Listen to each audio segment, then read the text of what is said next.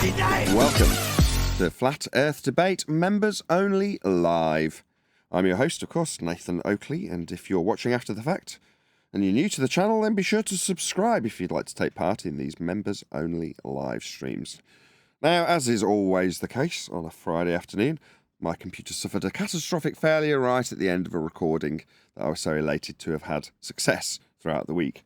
Now, I tried to eke out just a little bit more power out of my CPU to run an internal graphics processor to encode the live stream at the highest possible quality. That has obviously been unsuccessful, so I've reverted to the old setting, and I'm now testing out with a members-only stream to make sure everything is okay while we stream and live record, or whatever you want to call it, on OBS. So that's all been set in place. We are live streaming and recording, and we do still have a panel full of people on both Discord and G+, so you can enjoy their dulcet tones while I fiddle around endlessly, indefinitely, with this computer. The vacuum pressure is not acting only on the air inside; it's also acting on the brick itself. Yeah, but we And don't. I I would mean, do we say- know? Do we know? Do I we would actually? say that George, I know what you're that saying, but action- what I'm saying is, do we know? Do we know any of this? Do we know? Has this been tried? I don't know. Brian says yes. Yes. So that's how you would test the money. You'd get a chamber, right, with a gauge connection on, with a set of scales. It's been done. It's been done. It's already done. Has it? Objects weigh more in a vacuum. Period. Right, because things weigh more. the differential is maximized. That's why. I know. That's the really is. The differential is maximized. What the fuck? Yeah. No swearing. The density and the object of the medium and the object, right? So the differential is maximized because the density of the medium is just gone to almost zero. So we don't care why. Yeah, we don't care why. Just objects weigh more in a vacuum.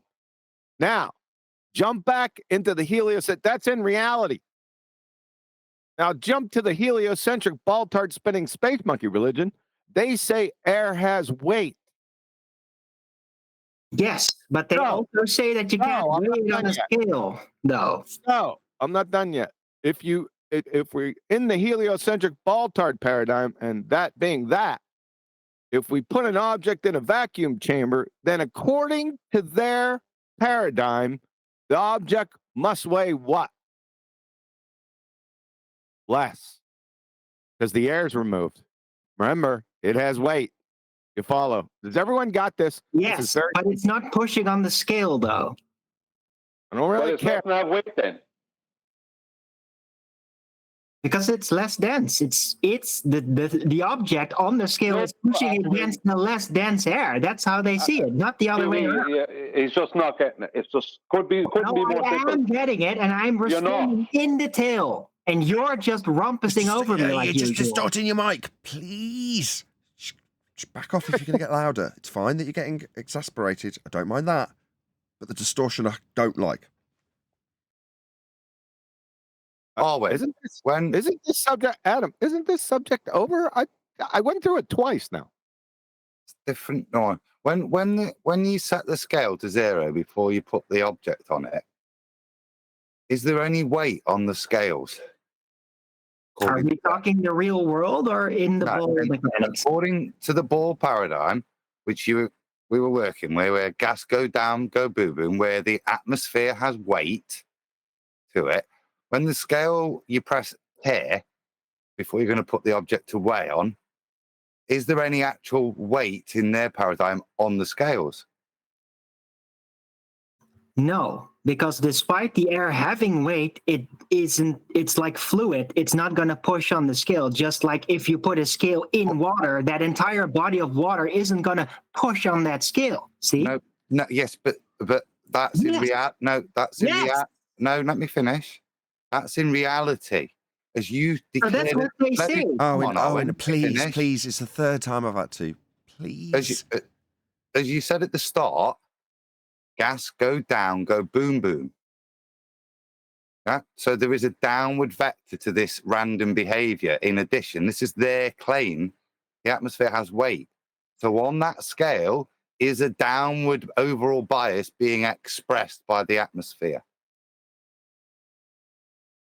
in their world, in their initial claim of gas go down, go boom, boom. There has to be for air to have weight, doesn't it? It has to have that downward bias for it to have weight. If it's just randomly moving, it's just the medium as you're perceiving it, yeah? There is no bias to the medium, it just is, yeah? But that's not the paradigm we agreed with at the beginning, because we said gas go down, go boom, boom. There's a force pulling it down, isn't there? That force is weight.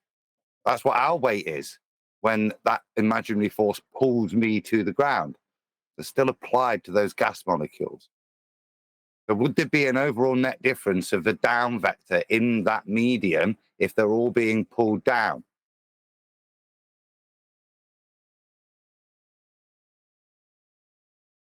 I.e., does the scale really weigh zero in their world? Or are you just setting it to zero, which is minus the weight? Correct. Yeah. In the heliocentric ball tart spinning space monkey religion, you have stated correctly. Does that make sense? Oh, you're back. Did you miss that bit? Oh, yeah. I tried to answer, but yeah, I didn't hear you. You didn't. You might won't. Go on then. I've been told, I've asked the question many times when I was younger, try to understand these mechanics.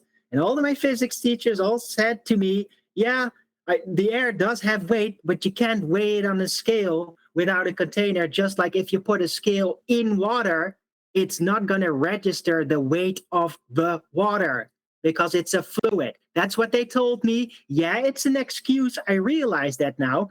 It's an excuse to get underneath from that argument that, yeah, it probably should be, as Brian said. But they've always given me that excuse from the very start. That's because that's reality, isn't it? But yeah, their claim so they bypassed it. Down, go boom, boom. So it will express a weight to the scale because there is an overall downward bias to the molecule behavior, which isn't there. We know that. Yeah, but that's what they're claiming. Now, in doing so, there's an overall down bias. Then a downward vector will be applied to the top of the balance scales. Yeah, that's their claim. That's an unfortunate consequence of their claim. Yep. Right. Now step into reality. Let's test the validity of that. And that's easy. Put an object, remove the air, which must have weight. Right? Put both air or take the air out of a vacuum chamber in reality and weigh an object. According to their paradigm, according to the tenets of their religion, what must happen when we weigh that object in a vacuum chamber minus air? The object must weigh less. Weighs less. Yep, it must. But it doesn't. It weighs more.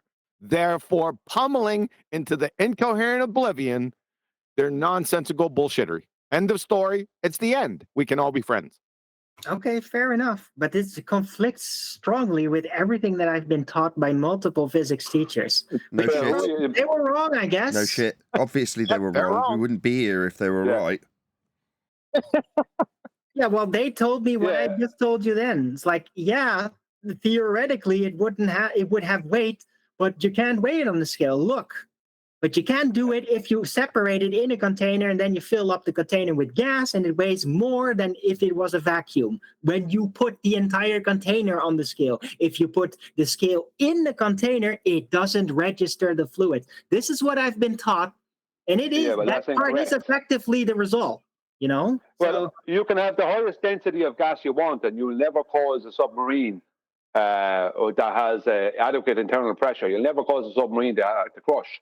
Yet a submarine will crush in water because there is an increased pressure as you go down, downward and linear pressure. But there is an increased pressure as you go down.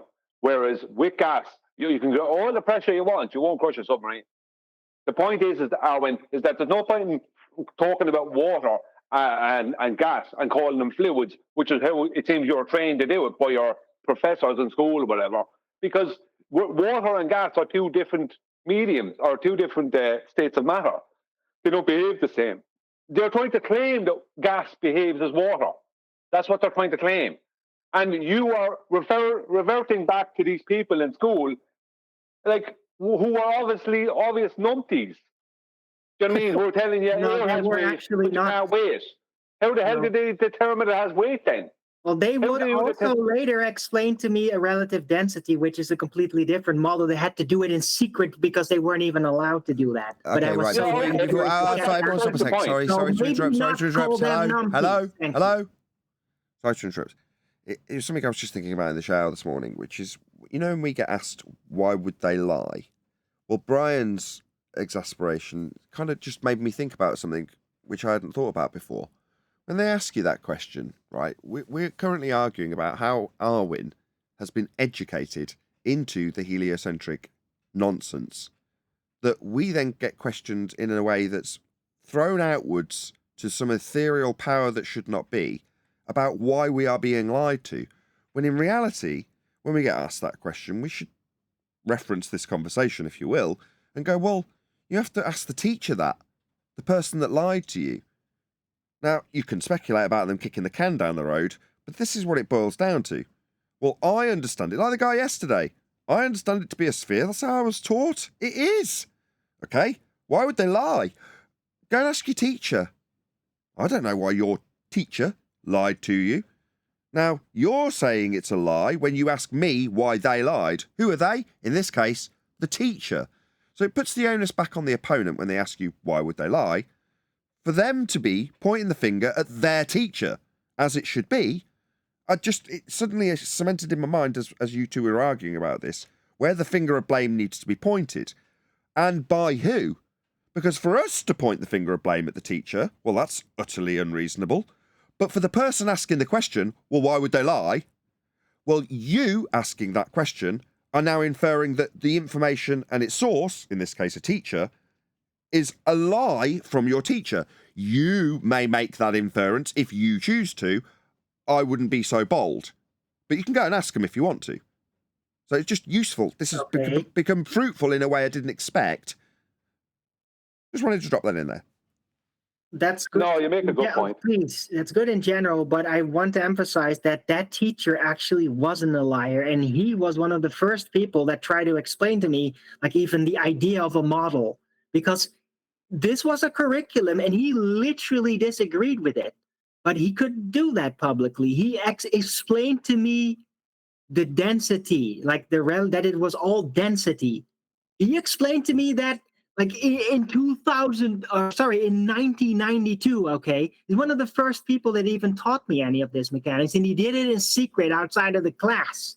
So he's not a liar. He said it very well. He said models as a model. Perfect. I could kiss you. Stop. That's perfect. I could kiss you. Right. So what you're suggesting is, if you were in the shoes of Baldwin, you're representative of an anti-flat earther. And when I put it to you that you should question the authority you took this information as read from, in this case your teacher, you suddenly find it objectionable to the point where you're damned if your teacher's going to be called a... You see what I'm saying? It suddenly flips that scenario where why are we being asked why we'd be lied to? I don't know. I know it's a lie. I can show how it's a lie. I can easily prove it's flat. But why would they lie? Well, you were taught this by your teacher. Are you suggesting your teacher is a liar? Suddenly you get het up and find it objectionable. That's how it should be. This is how this should be spun from here on forward. Yeah, but he's actually one of the first people that started to explain to me that it was a lie. Yeah? He was probably one of the second real truther in my life. Yeah, but explain that. Got that. That's okay. Sorry, go on, Nathan. I'll go after you. No, you're missing the major point for the focus on the minor of your teacher, which is fine. But your exasperation was needed for my point to be so strong. But you're now still leaning into it. But there we go. Yeah, I'm sorry. It's kind of personal to me. Can we remove the lie part out? Because he could just be mistaken. Right, but it's up to Arwen to say that to himself, being the person that's asking me a flat earther. Baldwin is asking me, the flat earther, why they would lie. And suddenly, Baldwin has to be introspective about it and his teacher and his claim that his teacher's lying, and he doesn't like it. Well, that's how it should be. It's not Poland anymore. Yeah, I know you're not, but I'm just saying in this scenario that's useful to... Bloody hell, Owen, are you going to ruin this point? Are you determined because of your teacher? Should we have a bit of homage for Arwen's fucking teacher for the next 10 fucking minutes? Or are you going to ruin this point over it? We get it. You liked your teacher. Thank you. Yeah, he could just be mistaken. That made me understand that there's even a compartmentalization. So compartmentalization of what? Of what they have to teach about Newtonian mechanics, and that it's not. He was the first person ever to actually tell me that that wasn't even a thing. They had to teach something that's not even true, and he was stressed out about it. Sure, that's understandable. But let's just wrap this on up. With the particular point, so we can all just move on. Is that the heliocentric ball-tard spinning space monkey religion? They're contingent necessary facts that are supporting what they believe in are bunk. Because once we start to go down the list of those contingent necessary facts, everything must follow logically. So it simply doesn't in this particular case. What Brian's speaking to, because if air has weight, and I'm sure every damn ball-tard is going to tell you yes, air must have weight. Then all you have to do to test that is get a vacuum chamber with an object and remove that weight of air and see what happens. It's just as simple as that. Yes? Yes, exactly, because the thing is that they claim that air has weight without ever proving this. They just made the claim of a pre-assumption of gravity and a heliocentric model. So they never proved it had weight. They just claimed it. Like a lot of things, based off of begging the question. Oh, what it is begging the question, yeah? It must have weight because gravity is real, because blah, blah, because blah, blah. We know we're on a globe in a big space vacuum. Right, isn't it? That's where it comes from. That's those contingent necessary facts that I was talking about. Right, well, they need it conceptually for the gas to stick to the ball, but when you get to the really is level, to the actual what is happening in front of me, they can't justify it, and they'll make excuses for it, as they've taught me. Yep, it's over. As soon as you weigh that object in a vacuum and it weighs more, it's OVER for that claim. Right, but they have a trick for this, though, and that is also what I explained, to distract you from that fact, because I agree with the reasoning. You see, I've agreed with the reasoning for a while. It's just, it doesn't comport with what I've been taught, and it's been laid out. And what they do is they say, oh, look, yeah, your gas does have weight. Here's how we show it. You put it in the tanker, because if you put the scale in the tanker, yeah, it's not going to register the gas. But if you put the tanker on the scale, then if you fill it with gas, it's going to weigh more. And that's why gas has weight. That's how they get underneath from it. See? That's not getting underneath from it. That's not getting underneath from it. That's piling more coals on their head. Probably. But when I was like 13, 14, I wasn't able to see that yet. That's fine.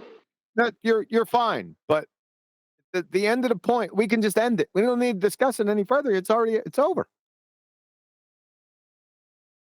Because all Brian has to do is weigh an object in a vacuum to destroy that claim. It's over. There's no way out.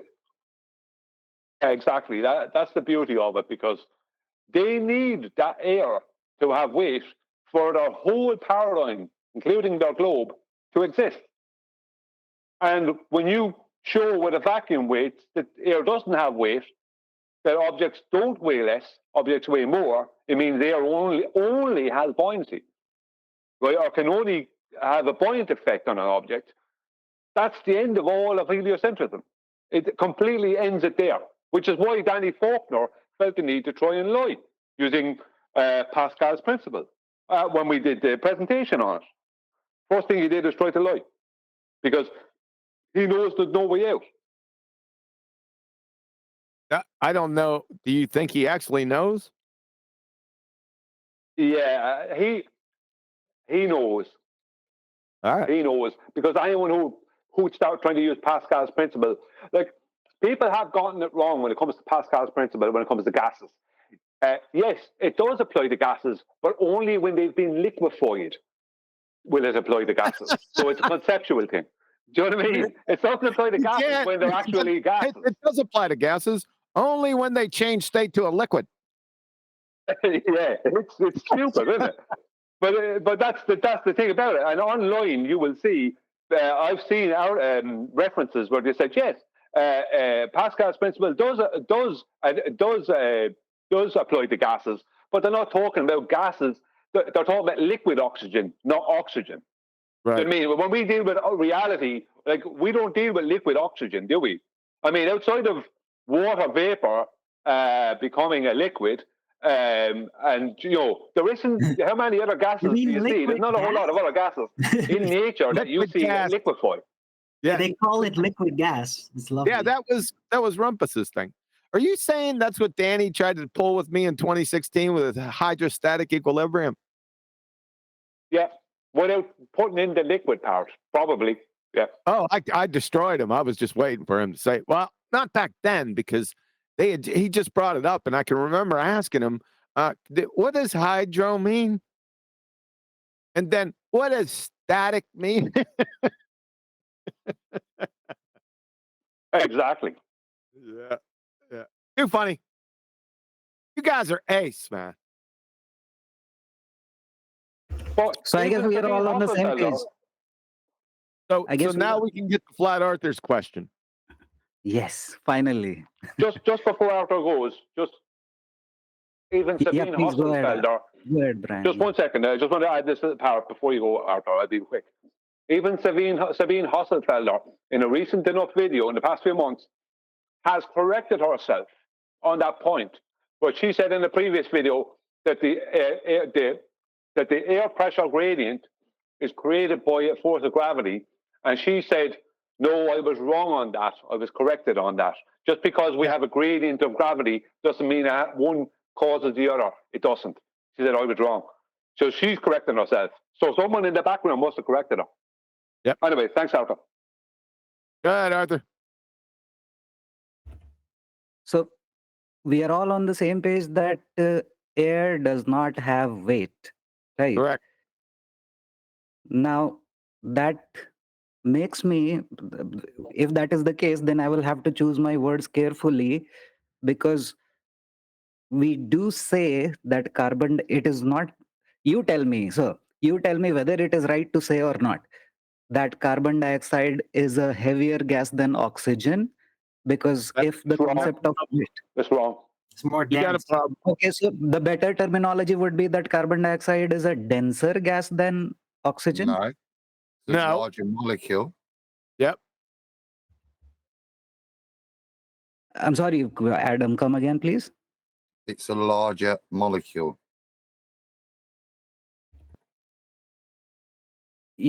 So a larger molecule is a heavier molecule, right? See, No, there's a problem. It's just both. Hold It's on. larger There's a and more problem. dense. Oh, hold on. There's a problem. As soon as you say heavier, you got a big issue, because now you have to state which paradigm are you coming from. Are you in the heliocentric Baltard paradigm, or are we in reality? I choose reality. If I could weigh in the proper sense just one molecule, then I would say to you, Arthur, yes, the carbon dioxide molecule would weigh more than the oxygen molecule. You happy with that? Carbon dioxide gas is made of carbon dioxide molecules. Yeah. What? No.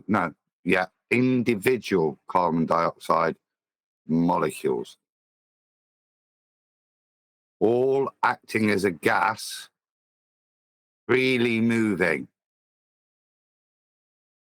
only sorting themselves in terms of the angle of their last collision. Uh-oh. Carry on. Carry on. Arthur, that is hypothetical. You could never weigh any one singular gas. No, but I'm gonna. Okay, let's take it under pressure, make it solid, work out the number of molecules under there, and do it as a calculation. Yes, it weighs more off. I'll give it you that. It's a freebie. You don't need to argue it. You can have it. That molecule weighs more than that molecule. So that gas weighs more than that gas. No. Hold on, that molecule weighs more than that molecule. That gas doesn't weigh anything.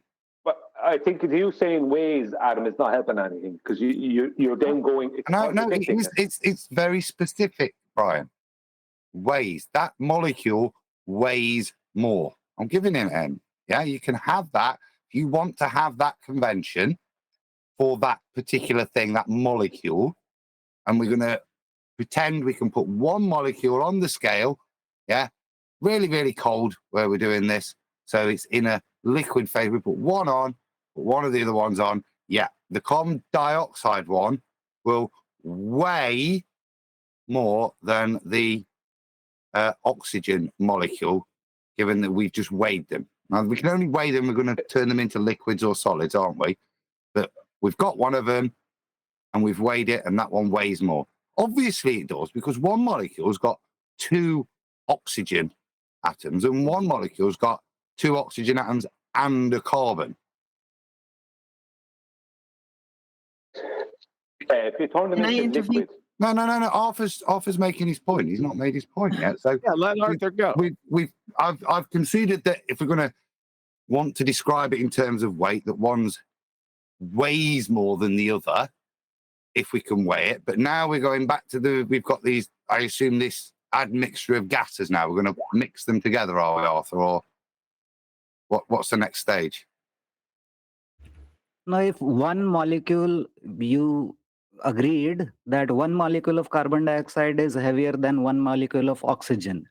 So following the same logic, 100 molecules of carbon dioxide will be heavier than 100. You missed something. Wait. Where am I wrong? How are we going to weigh these 100 molecules?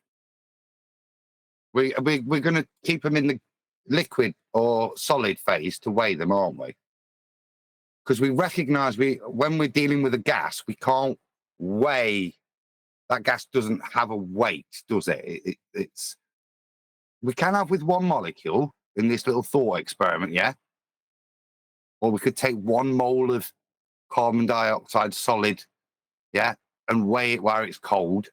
We could do that and then extrapolate and calculate a weight, an attributable weight to one individual molecule. We could do that. But when it's in the gaseous state... How exactly do we do that, Adam? How exactly do we do that? Well, that's kind of something I'm giving you, isn't it? Just to allow you to move forward with a weight of a molecule. So we've got a weight of one molecule, we've got a weight of a different type of molecule. And now you're saying I want a big bag or 2 big bags of these molecules now. So I've got 100 million of them in each bag. Yeah? Is that where we're at now? And you I think Arthur is after missing something you were saying. Well, no, let off. Arthur.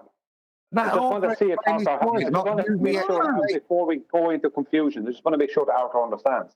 This is when the gases are in liquid or solid form, not as a gaseous form. So Adam is saying if you could take one molecule of one gas and one molecule of another and turn them into liquid form, you could weigh them, right? And one might weigh more in liquid form, but you can't weigh them in gaseous form. We're talking about 2 different weights. One molecule. Hold on. Atomic weight and regular used weight is completely different. One is ratio based and the other is based. It needs to be stated because you're using weight now in a real world context. You can't do that without actually properly defining it. What is weight? Weight is the relative density disequilibrium of an object or a mash of things contained versus regular air pressure weight. So that gives you the the issue. Air doesn't weigh anything because it's in relation to air exactly the same. Can everybody stop It's the intellectually argument. flexing and let Arthur make his point instead of everybody else showing what extra knowledge they've got? It's This is going nowhere. defining. Arthur. Defining it. No, you introduced a new concept that I particularly avoided. Okay, Arthur, go ahead. Come on, Arthur, just make your point. We've got 2 bags of air now. Carry on.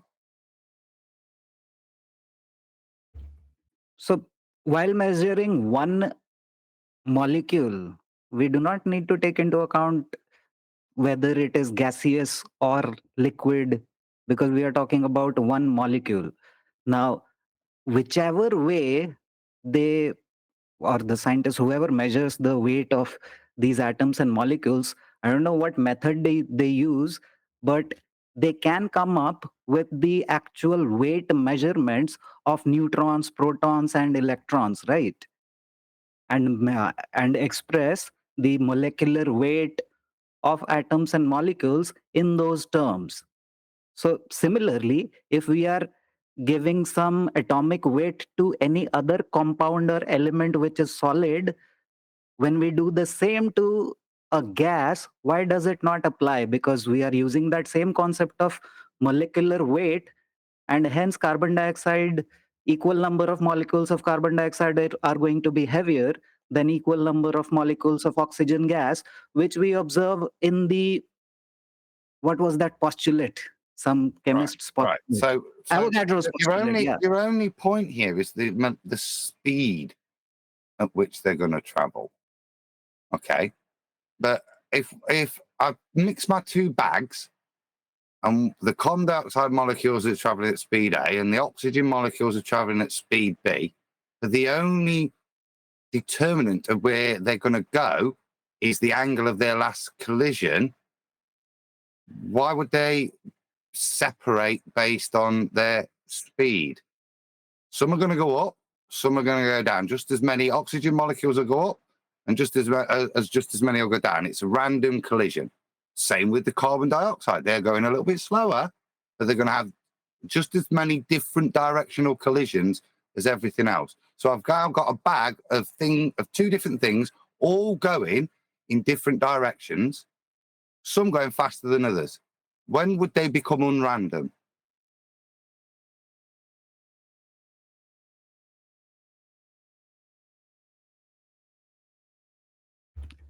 I don't know why you're mixing those 2 bags. The whole point is when you froze those some bitches. Okay, here is the problem. Here is the problem. I wanted to point this out from the beginning. Here is the problem with your question. You said weight, define weight. I think we've been down this road before. The convention's wrong. Weight is a linear downward vector force. The convention is wrong. See, your benchmark of what you're measuring is a fallacy. That's why this is so difficult to go through, because you haven't defined weight yet. You want me to tell you what it is in the heliocentric paradigm? You ready? W equal mg. Mg love you long time. But guess what? That was debunked. So when you say weight, what exactly do you mean? Brian, can you please tell us what did you mean when you said gases do not have weight? What? That doesn't answer my question. That's weight. Quite QE's questions bang on, because I think that exactly the disconnect we've got here. So I think probably the best thing is if you could kindly define what weight means to you, and then explain why you think you can weigh a gas. That might help us. Just the wrong convention, Arthur. It's pressure. Gas has pressure. That's how you qualify it. Exactly. The convention's compromised. The moment you said weight, I said, I've heard this before, number one. Number two, we're going to go off on a tangent. Everyone's going to get confused because you're going to be on one tangent and the other guy's going to be on the other tangent. And the entire benchmark that you're measuring, weight, is fallacious. So guess how this is going to end? in a dumpster fire. So until you can absolutely, we're looking at absolutes here. Until you can absolutely define what weight is, and we all agree on that convention, then we're just chasing our tails. Hello? Okay, but is it fine to say that something does not have a weight without defining No, weight? you haven't defined weight yet. How can you say it's not got something you've not defined? You can't say that, can you, Arthur? You've got to define what it is first before you can say there's a lack of that. Yes. That's why I jumped in earlier, because that's exactly what I was like. We can talk about this, but first you have to actually understand or choose the route which you're going to use, and that has consequences. No, you have to choose the benchmark. You have to choose it, and then we'll make it a convention. Yes? So after watching QE, I'm already aware that the word mass does not have any meaning. And now we cannot say that gases have weight also, or weight is completely a different standard, not meant for gases. Then what is that fundamental characteristic of matter? Been, Arthur, you're saying it like we've taken something away. It never has been a convention for gases weight. It's one of the first things you learn. There is what is weight, Arthur? I can give you my definition, but that's not the issue. You seem to have one, which is the reason we're having conjecture. So, what is your definition of weight?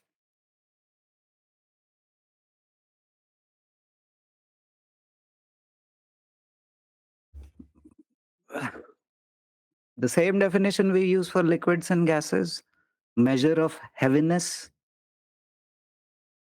The same definition we use for liquids and gases. As in the measure of heaviness of anything. Fundamentally, you believe that you can weigh liquids and gases, not solids, just liquids and gases.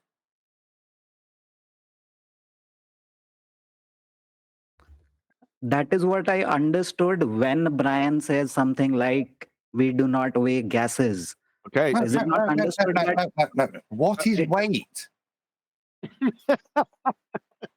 Forget what Brian says. You can't do this thing you've not defined yet. Define the thing so we can move forwards. Because if you want to get to what Brian said, it's got to have a meaning to you. And we need your meaning so we can understand when you use the word weight, what you are meaning. So it is the measure of heaviness, how heavy something is. And how do you do that? By weighing stuff. Yeah, what is it? You use the scales, Arthur. A weighing scale. So is it, which way did this? Can I put stuff under the scales, or do I have to position things on the scale so that the pressure they've got is exerted in a particular direction? We keep things on scales. So we put them on the scale so that their weight is fully expressed onto the scales. Yeah? And that's what the scales are going to measure. Now, what are the scales measuring them? They're measuring a pressure displacement in a downward direction whilst in the medium of air. Yeah? And I would qualify that we can measure two things, can't we? We can measure solids easily, and we can put things in a container and measure liquids. And that ensures that the thing we've put on the scales ensures their downward pressure is directed onto the scales. Whilst in the medium of air and the buoyancy that gives. And that's why sometimes we specify the air pressure when we're talking about weight at 1 atmosphere. Yeah, because that's a parameter to do with the convention of weight. So given that I now understand what my parameters for weight are and how it works and how the molecules are behaving so that my parameters, my scales can measure, and I know how gas behaves, is it reasonable for me to think that I can measure the weight of air in air, even with a container, given that I understand how there's a difference between the different phases of matter and how those molecules behave and how they express their pressure. That a gas molecule will express its pressure in all directions. Individual molecules expressing individual pressures in random or all directions, as opposed to a coalition of molecules expressing them in a downward direction. Is it reasonable to assume that I put gas, even in a container, onto scales, that I'm using the same convention?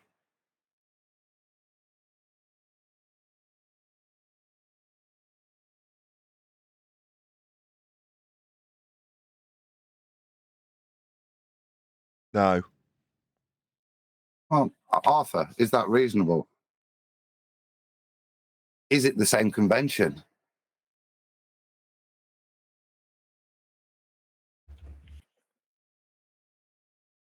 So you said we cannot do it even with gases inside a container, right? Well, is it the same convention? If the gases are in a container, are they expressing their pressure in one direction only? The molecules that aren't hitting the container wall, are they expressing any pressure in a downwards vector onto the scales, the thing that's going to measure this convention? Well, they are applying pressure in all directions. He's not asking you about pressure. He's asking you about the weight, though, isn't he? That's the point. I've maybe given the game away by saying what the convention misapprehension is, but he's asking you about the weight, isn't he? Arthur, inside in the container, will the gas still be behaving as a gas? Of course, yeah. Yeah. So it won't be all having it won't have a linear downward vector. There will be some molecules that will be hitting down because they just happen to be. But there'll be just as many going up and just as many going sideways and at an angle in different directions. So if you don't have all of those molecules having the same linear downward vector force, how can you weigh it?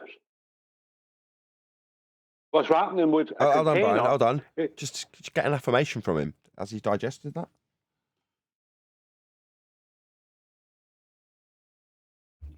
So it was a question, how do you weigh them?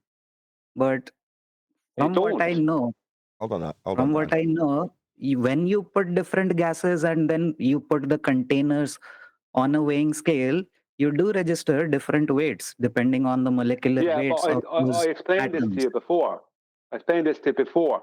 If you take 1 mole of carbon monoxide and 1 mole of carbon dioxide, right, and you put them both, right, into 2 equal containers, right, and now equate that to taking 2 vans, right, 2 transport vans of equal sizes and place them on scales that they weigh these vans and stuff on, and you put 100 tennis balls in one and 100 basketballs in another, right? And the tennis balls and basketballs are behaving as a gas does. So they're bouncing around in every possible direction. Which one of those will register a greater downward force? The tennis balls or the basketballs? Can I use real world? Take a gas cylinder. Hold on. Let him answer Brian's question. We went through this before, but it's fun doing this all over again. Go ahead. Basketballs or tennis balls? Repeat the question. Yeah. So which one, Arthur? Which one? Yeah. Considering the basketballs are heavier than the tennis balls, the one with the basketball is going to be heavier, yeah. Everyone else shut up. But it's not that heavy. The basketballs will have, when they hit the floor of the van, they'll be hitting it with more force. But then they'll be bouncing back up to it. They won't be just going down. The point is that 1 mole of one gas and 1 mole of another gas will have equal molecules. But the molecules of one of those gases might be bigger than the molecules of another. So when it's hitting the base of the container, it's hitting it with more force. But that doesn't mean that one has more weight than the other. No, it just means that molecules are slightly bigger. Let me just try one other thing. Hold on. Hold on. Confusion, Nathan. This is partial pressures. This is slightly different when we're describing partial pressure of different molecules. Let me ask him something. Let me just put it this way, Arthur. If I take a gas cylinder, just one cylinder, yeah, and I stick it on and I weigh it, and then I go into and I freeze, then I go and I reduce the temperature by 200 degrees. Will the gas cylinder, with whatever amount of gas in there, with the gas now being liquid or solid, will it weigh more or less? Or the same? Okay. What did you change? Oh, just the temperature, right? I'm not increasing pressures. I'm not doing a phase transition caused by pressure. All I'm doing is reducing the temperature to induce the phase transition of the gas in the cylinder. So I weigh it, then I take it into a really cold place where it means I've now got liquid carbon dioxide or solid CO2 in there. What's the weight of the cylinder with the same amount of what are now solid molecules but were gas molecules before? Does the cylinder weigh more or less? Same, I guess. I'm not sure. Incorrect. It weighs more now because all of the molecules are exerting a downward pressure onto the scale. Exactly. Good job, Adam. That was ace. I was going to do something slightly different, which is to say in Brian's example with you, it doesn't matter which balls you pick, and when you're asking about how much they weigh, right, based on the force that Brian described going onto the scale when each one of them goes down. You say, okay, well, the bowling balls, when they bounce, they're going to weigh more, they're putting more force on the scale. You go, okay, fine, let's accept that. And then say, let's just take the one that's hit the scale and then bounced off and is now going up. What does that bowling ball weigh now that it's going up, Arthur? I want to apologize to Adam. I shouldn't have interrupted him. He had an ends to his means, and I liked that one a lot. As soon as you said it, I said, oh, you son of a bitch, you. That was great. Yeah, that really was good. And something I didn't know either, but it makes perfect sense with the example. You've condensed it, therefore it's not exerting pressure in all directions.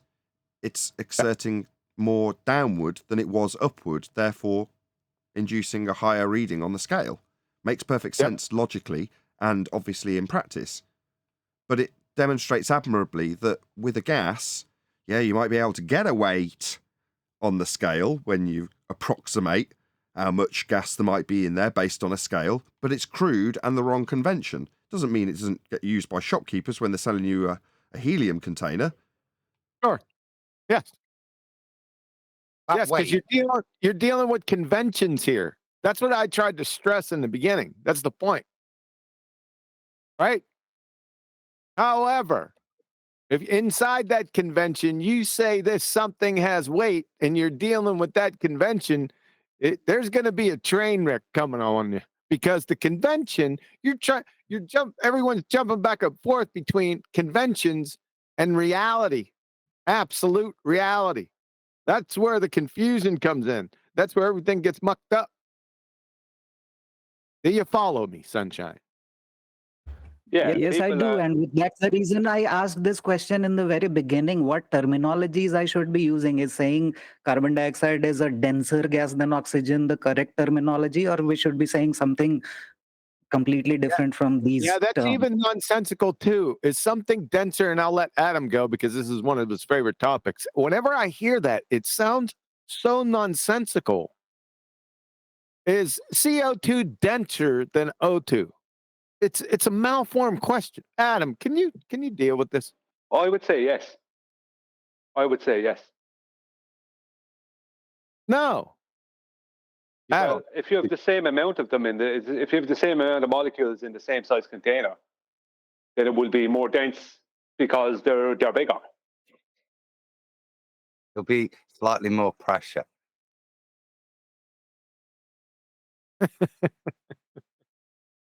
It's a strange thing, you see, because when we talk about density, it generally has a relevance to a liquid or a solid. So with liquids, we even often don't describe it. It's viscosity would describe it for a liquid. Yeah. It's about its compactness in of its own state, its own natural state when we're talking about density. But when we're talking about the density of gas, there is what's natural when we're manipulating pressures. There's nothing. So it's a false term and it's misleading. You can use it if you wish, but it really doesn't help, because when we talk about the density of a liquid or a solid, pretty much things are static. But when we're talking about a gas, nothing's in one place for 1 second. So it's a mathematical density at best. It has no density. Well, of a cubic inch or a cubic meter or something, you could say a cooler gas has more density than a warmer gas. There's less movement, so there's less collisions, and the collisions that are happening with less force.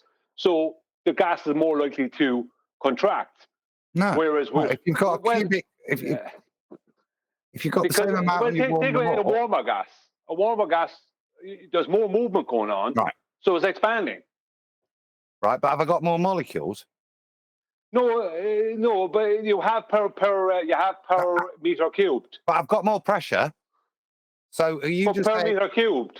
I'm talking about in the air. We're talking about air. Temperature in air. Good, yeah. So let's take a meter cubed of air and we'll contain it, right? And it don't contain it. Hold on, Brian. Brian, this is good. Just let it go back and forth. So I take that meter cubed, and the molecules are moving at a certain speed at that temperature. So I've got a certain pressure, and I might want to describe that as a certain density. Okay, now I speed up the molecules. Yeah, I add more heat. I've got no more molecules, but I've got more pressure. Have I got more density? Yes, but I'm talking about not having the. I'm talking about if you're dealing with air. Let's just say cooler air, right, will have more density per cubic meter than warm air. That's why warm temperatures create low pressure and cold temperatures create high pressure. That's how that works, because you have a greater density in cold than you do per cubic meter. That's what I'm talking about. No, you don't. No, you're talking about the atmosphere and the way it behaves with equalization, with entropy, basically. That's what creates that turbulence. Yeah, but that's not what I'm talking about. I'm talking about using the term density and the misnomer and the problems it can cause. Well, no, if you keep the same amount in the same container and you change the temperatures, then you're not changing the density. No, you're not doing it. That's completely. No, I couldn't disagree with that. You're not changing the density, but you are changing the pressure. Yeah, and that's what I'm saying. You're better off just forgetting the term. You can, if you wish, use the term density, but when you're specifically talking about gases, you're better off not, because it's more accurate to use the term pressure. You describe more, yeah, because of the phase they're in, because of their actual behavior, because of the way the molecules behave. You're not really describing density in its true sense. You can make a comparison. If you want to describe gas, use the term pressure. It gives you number of molecules and temperature, and that's really important when you're dealing with gases. It's what it does mostly. It's mostly just presses. It presses on walls and on other gas that presses against walls. That's what gas does. Yeah, I mean, as I said, I couldn't disagree with what you said concerning the same amount of molecules at different temperatures in the same container. You're going to it's just a change of pressure. But I was talking about when we're dealing with gas in the big term in our own dynamic system, then you can talk about in cubic meters of the amount of molecules within that cubic meter, because that is how they describe it. At a certain pressure. Yeah, yes, they do. Yeah, but they still will have to describe it in cubic meters of density because of the change in the temperature will change the amount of pressure. Yeah, but the way in which you do that is to take the pressure and then you convert it. That's the only way. You can't go, there's that many molecules per cubic. You can't. You take the pressure, and then you take the composition, and you apply the partial pressures to tell you how many molecules you've got. Yeah, it's a back calculation. You only measure, and this is the important bit. You measure pressure. Now we can mix the conventions of pressure and weight. That's part of the skills of chemistry. Yeah, but they're both conventions, but they are interchangeable if you understand how to use the two. But the way to interchange them is when I'm dealing with solids and liquids, I quantify things in weight, so I know how much of it I've got. When I'm dealing with a gas, I quantify it in terms of volume and pressure. Then I know how much of that I've got in using the molecular model. Yeah, but in air, the problem I have is in air, right? We know that heat creates higher pressure, right? Creates more movement, so creates more pressure.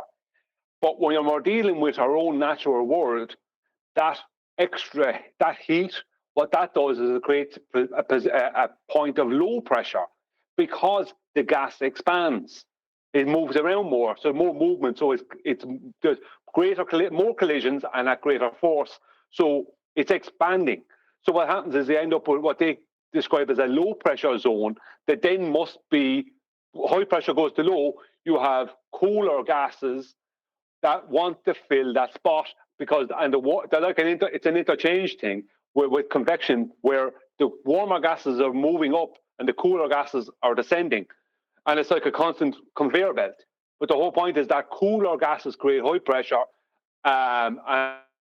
point spots, and cooler air creates high pressure spots on the earth, and warmer air creates low pressure. That's why in the summertime, often people go, "Oh, the heat, it's terrible. I just can't cool down." And it's like the problem isn't the heat. The problem is that you're in a low pressure zone. That's the problem. Yeah, the heat can't escape. Yeah, but you're also in a low pressure zone, as in the heat has created a low pressure zone where you are. That's the point. That makes it so you don't actually breathe as well. You're not getting as good. You're not getting as much oxygen. So you feel tired. That's often what can happen to people, especially in the evening time, in warm weather. So when I talk about density of gases, it's also because the evaporation in that term. Sorry, Adam. Go on. Sorry. It's just also because the evaporation rate changes and the pressure is different. So all these multiple angle interactions, like it all moves one way and then everything responds to like counterbalance it and moves the other way and then it responds in another way to counterbalance. It's fascinating. The dynamic system of weather is just really. It's called the ultimate search for equilibrium. Exactly. Yes. That's a dynamic system. Yeah, we're talking about Arthur, just to pull it back, we were talking about what are the right words to use fundamentally. And that's why I would make that differential. If you're talking about gases and you want to quantify them, stick with volume and pressure. And QE, you said that. That's your phrase. What's my phrase? What was just attributed to me? When you quantify gases, volume and pressure is how you do it. I remember you saying that. Yes. I think it is how you do it. It's how you're trying to mix stuff. That's how if I want so much gas, that's how you go and get it. I'll have 3 liters at 2 bar. Yeah. Yeah. The confusion, like I said in the beginning, when we first started this way back when, is the difficulty with conventions and then the interrelationship between those conventions. Yeah. So it's very confusing. You'll get off into the weeds and you're going to confuse yourself. And then in the end, it's going to turn into a dumpster fire. It's not confusing. The interconverter is the mold. The concept of the mold. Do you like that, Nathan? Yeah, I like that a lot. But I didn't hear anybody point out that, like, atomic weight, the universal issue is that there's no such thing really, because the state of the matter matters everything, and that's not what it's about, right? It's about it all brought to a certain state and then comparing the ratios of it. There's a great line which I will. Actual weight is always about the specific state. There's a great line halfway through. You missed it. You first have to define weight. Okay, sorry, just to interrupt just for 1 second. There's a great line I'll trim out and put as a short where Adam is explaining just how simple this really is. It's just as simple as the intermolecular phase change in this cylinder, as I can't remember the exact words he used, but it was about 25 seconds of explanation with a little bit of juxtaposition with what was being argued about, followed up by, it's just as simple as that.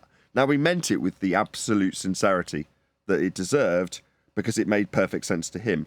But when you hear that back, Adam, as a sentence, you'll laugh, I promise. It was great. I mean, it was like butter. It was beautiful words, but it was anything but simple. That's the scientist simple, right? Well, exactly. I want to know how Adam's going to get me these 3 litres of gas. That's what I want to know. Well, the only thing I can relate it to, for Adam's benefit, right, is whenever anybody discusses Coriolis now, it's my least favourite subject, yet understanding it is kind of a burden, you know, because you think, oh, well, I need to do better. I really need to get my head around this and how it works. Then you do, and then all you can do from that point forth is correct people who just are thinking they've got it when they haven't, and you've been at that stage at some point. Well, in this instance, for Adam, he's like, no, I completely understand this, and it is so simple. You've just got to describe it with a phase change increasing in weight because the downward pressure is increased as the phase changes. I mean, it's just as simple as that. Yeah, but it is. Yeah, I know. I agree because I understand. If you understand that understanding comes out of gas behavior. What are they doing? Only so many of them can hit the sides. Maybe even permits that all that pressure is applied down the sides and onto the scales. There's only so many of them at any one point applying their pressure to the container. The rest of them are in free space, aren't they? Yeah, forgive me if I'm wrong. Did this subject not 2 years ago resort in a whole narrative with like Star Wars gas particles and rebellious burning bra Carmen line based rebellions? I mean, I thought we had a whole narrative out of this. Wow. That's the gas go down, go boom boom. That's what we're talking about. What's it? Let me throw a cat amongst the pigeons. Right? Here's a question for you. If tennis balls had elastic collisions, which means they didn't lose energy from bounces, right? And you had 300 of them, and you shot them all into a room, right? Would they still have a downward vector? No. Bias. No. Well, let me throw a sparrow amongst the squirrels. And I say, gas does not go down, go boom boom. Yeah, but see, the thing is, we know tennis balls do have weight in here. So if they had unlimited energy, what would happen? How would you be able to determine a downward vector bias with them? You know, if 300 of them bouncing around the room. Well, if the energy never stops, then no. It's the definition of elastic collision is no loss of energy. So whatever speed you threw them at, they keep going because now, you've got to mitigate for air. Like, I'm assuming as an air molecule hits it, that will be elastic as well. But that's the permission of an elastic collision. It's no loss of energy. Well, if there's no loss, you don't need infinite energy. You just need the energy you give it on its way, or the energy it's got. Or but that kinetic energy of a gas energy. If it doesn't lose any, is it essentially free? Well, well, I mean, power your computer for nothing with tennis balls. This sounds like ether-proof. Yes, the bouncy power generator. Elastic collision tennis balls. Yeah, but like when I said unlimited energy, it means what I mean is that if we use a gas equated with a gas at a certain temperature, that gas will never stop moving at that rate once it's kept at that temperature. Once it has that same temperature, giving it that same kinetic energy, it will just continue. It won't lose anything from bounces, from collisions. So if you take the bounces with tennis balls, and we had 300 of them, all thrown in at 20 miles an hour. Let's say give them 20 miles an hour of a rate. They're shot into a room at 20 miles an hour, each one. Then they'll just continue on if they had elastic collisions, which means they're not losing energy. Would you still have a downward bias? Downward bias. Because they do have weight in air. Still have a downward bias. What are you talking about? Still have a downward bias. Cheeky git.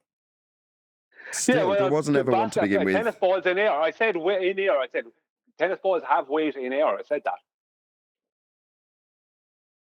But that doesn't. Yeah, that's still. That's just as That's just as objectionable when you say, "Do they still have a downward bias?" Well, the tennis balls displacing the air are biased downwards as they displace them if in disequilibrium, as per your example, to give you a full, concise answer. Yeah, but would they have a downward bias like they do in air all the time? Because they always do. They are naturally have weight. So once they run out of energy, they go down. Yeah. If they weren't running out of energy, what would happen? But they'll eventually reach equilibrium. What do you mean by that? I mean, if you throw a load of tennis balls into air, they don't bounce forever. They don't have elastic collisions. But that's what I'm saying. If they did, what would happen? Then the tennis ball bit that you're pulling me up on is irrelevant because you're just describing gas behaviour and saying tennis balls. Yeah, but I'm saying if the tennis balls, look, we know tennis balls have weight in air. We know you leave go of a tennis ball out of your hand, it'll go down. It might bounce, but it'll go down. The point is that if they still had that, if you leave go of a tennis ball and it bounces down, it goes down, it bounces off the floor, but it doesn't lose energy in the bounce, then what will happen? Do they have elastic collisions, these tennis balls? That's what I'm saying. With each other or with the air molecules as well? Yeah, if they don't have elastic collisions with the air molecules, then no, they'll lose energy. It all depends on the vote no of loss of energy. people. No loss of energy. He didn't listen to what Adam said, Brian.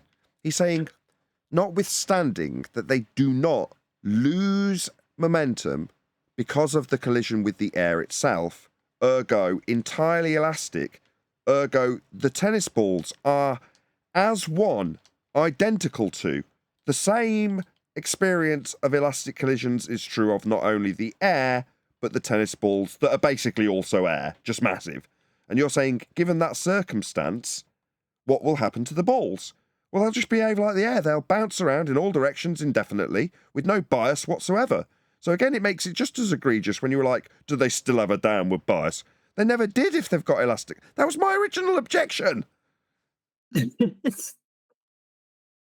So we're talking at this point about tennis ball-sized air molecules. Yes. Okay. Sounds hard to breathe. You sucked that up, Arwin.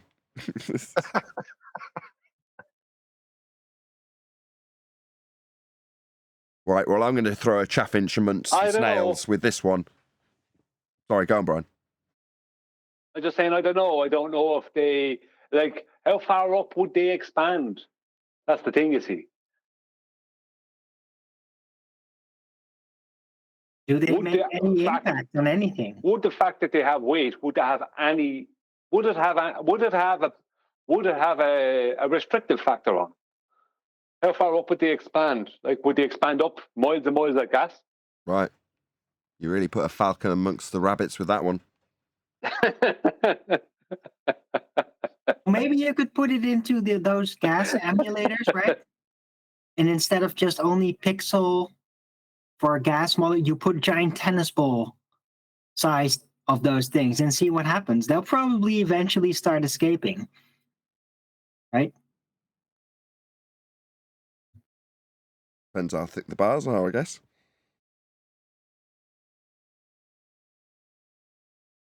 It's funny, though, the idea. But I mean, despite their tennis ball size, they basically wouldn't make any recognizable impact. They'd be large, they'd be unified, but they're not going to make, you wouldn't feel it. Yeah, you would. That's what, you'd have tennis ball pressure instead of air pressure. Yeah, it'd be like... But they don't lose. But they don't lose anything, so how is it going to affect anything in the environment? Just because they don't lose doesn't mean they don't rebound off you. You do. You don't have Yeah, you feel air pressure, don't you? It's there. Oh, okay, that's messed up. You're sensing it, aren't you? It's there. It's to be experienced. The amount of collisions that are occurring on the container wall. You become part of the container, don't you, in that? You still experience it. That's different to their behavior. Okay, it suddenly sounds a lot less appealing trying to imagine how this would work. Well, we're trying to keep it a little I'm now getting smashed by tennis balls nonstop. Well, that's where you get ball pressure instead of air pressure. I've got a maths problem, I think, with Adam, that I need to... I'll maybe do off air with you. What?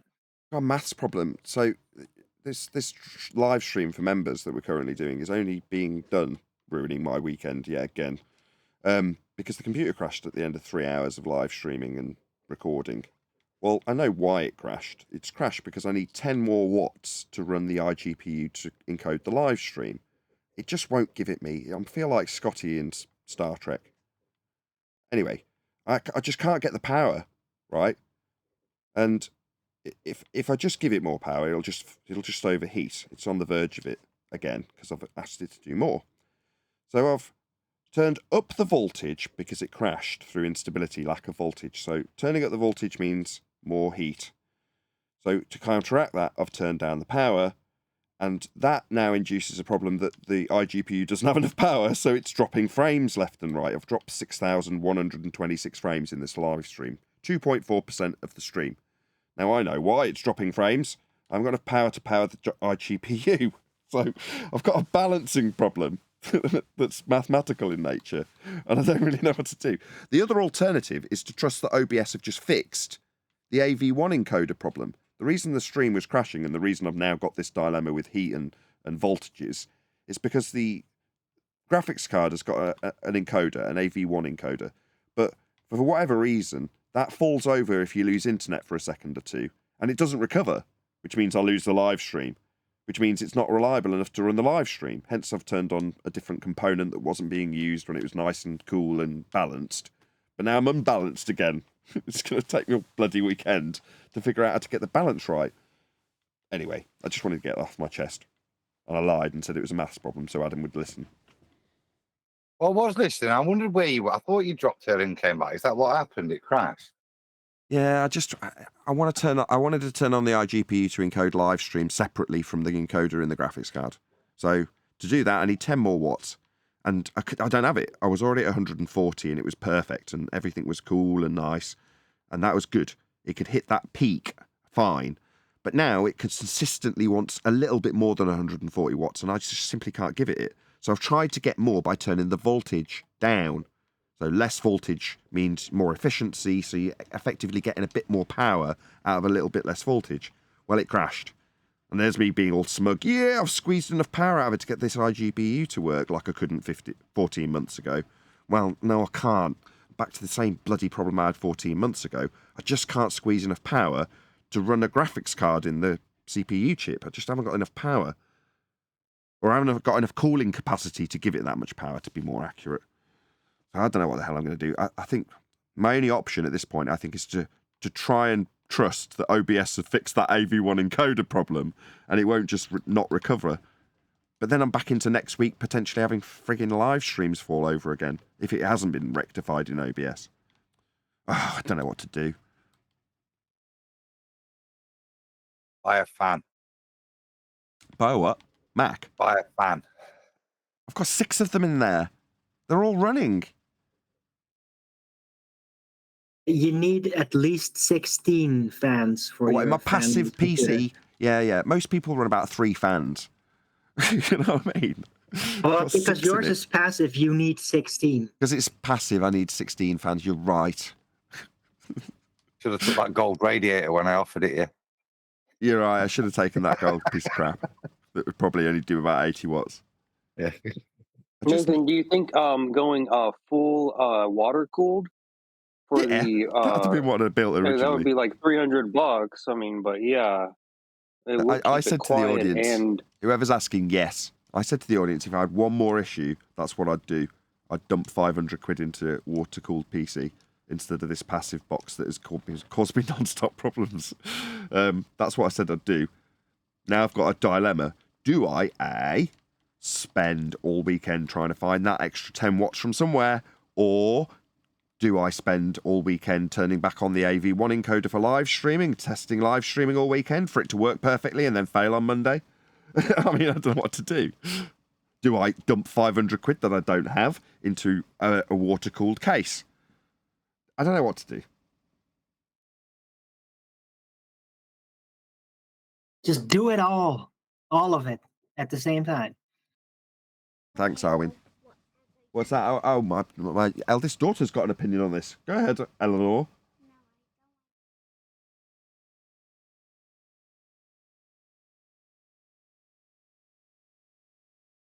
Oh, I see. She says, whatever you do, don't leave me without Minecraft. Very reasonable. Well said, Eleanor. That's what I thought Eleanor would say. Exactly what I thought she'd say. What she doesn't appreciate do whatever is... you got to do, but make sure Minecraft is on. Well, what I do... The reason I like Minecraft, I don't play Minecraft, but the reason I like it is it's very, very CPU intensive. So the last test of the day today, the reason it crashed at 3 hours is because I know I fiddled with the CPU voltage, so I left that test till last. Minecraft just stresses the shit out of the CPU. Like, really, really stresses the CPU. So if there's anything slightly funky with it, it will show it. And it did. So you're like, bollocks, I really wanted that 10 watts. Do you know what I mean? I'm so close. I've been so close for 14 months. I've got to draw a line somewhere. Anyway, I'll figure it out. I've just ruined my weekend.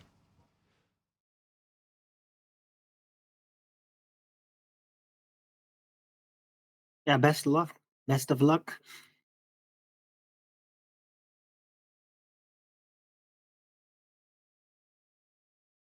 It could be. I'd go for the water cooler anyway. What I normally do, Arwin, is delude myself that the problem is caused by something else.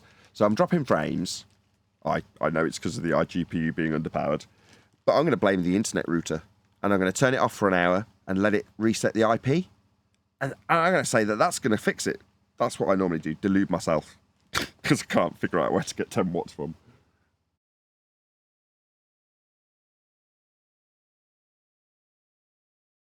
I think delude yourself that a water-cooled system will look really cool and nice if I get some more LEDs.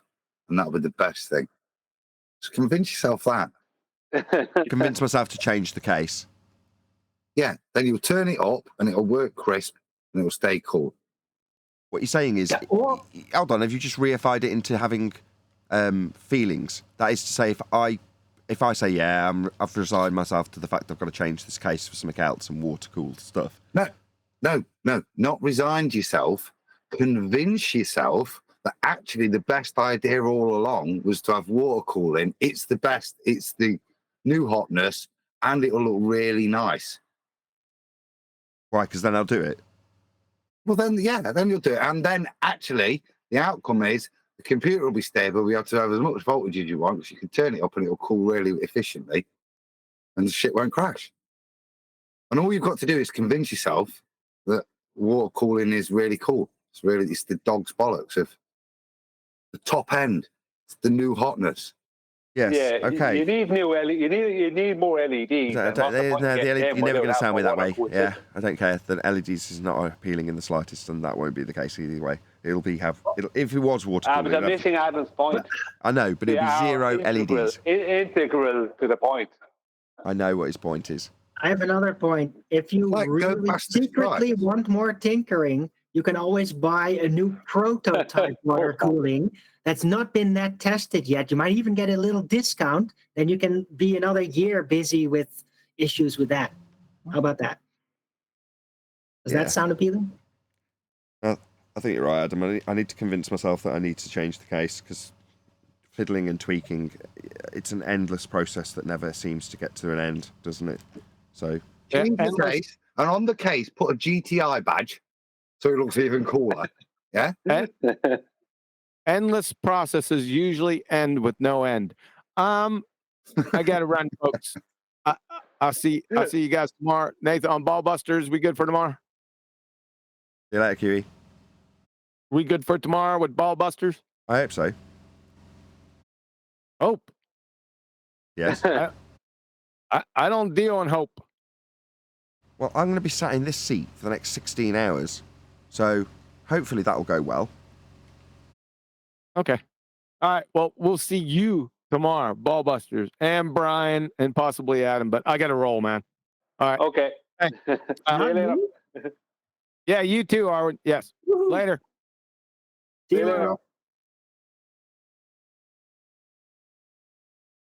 Yeah, I really like those LEDs you have, Nathan. Yeah, thanks. I've got 1, 2, 3, 4 sets of LEDs in mine. I got the main fan on my chip.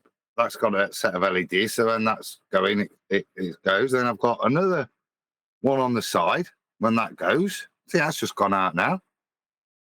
And then I've got another fan with separate LEDs. And then just a standard set of LEDs as well. When I took it, I want more LEDs. I want that thing glowing. Why are you talking about LEDs? Because it makes it work better. No, what's Yeah, really it's nice is the cooler. water cooling, because you only have to have the two fans for the intercooler, and you can get the big one that has 3 fans. That'll cool both the CPU and the GPU, and you can turn the lights off. That's what I like.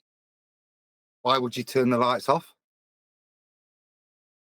Just to be contrarian, anti-LED, If it's going to work properly, computer it needs bling. lots of LEDs. Otherwise, the power balance is all wrong. The coolness balance is wrong. Yeah. Adam is trying to relay something to you, and you're unhappy about it, Nate. I'm showing I know nothing. When I had mine, I said lots of LEDs. All right, LEDs. You can always just hang Christmas lights on it. That said, it's actually stopped dropping frames. Maybe it is actually an internet issue. Maybe I do actually need to reset the router and...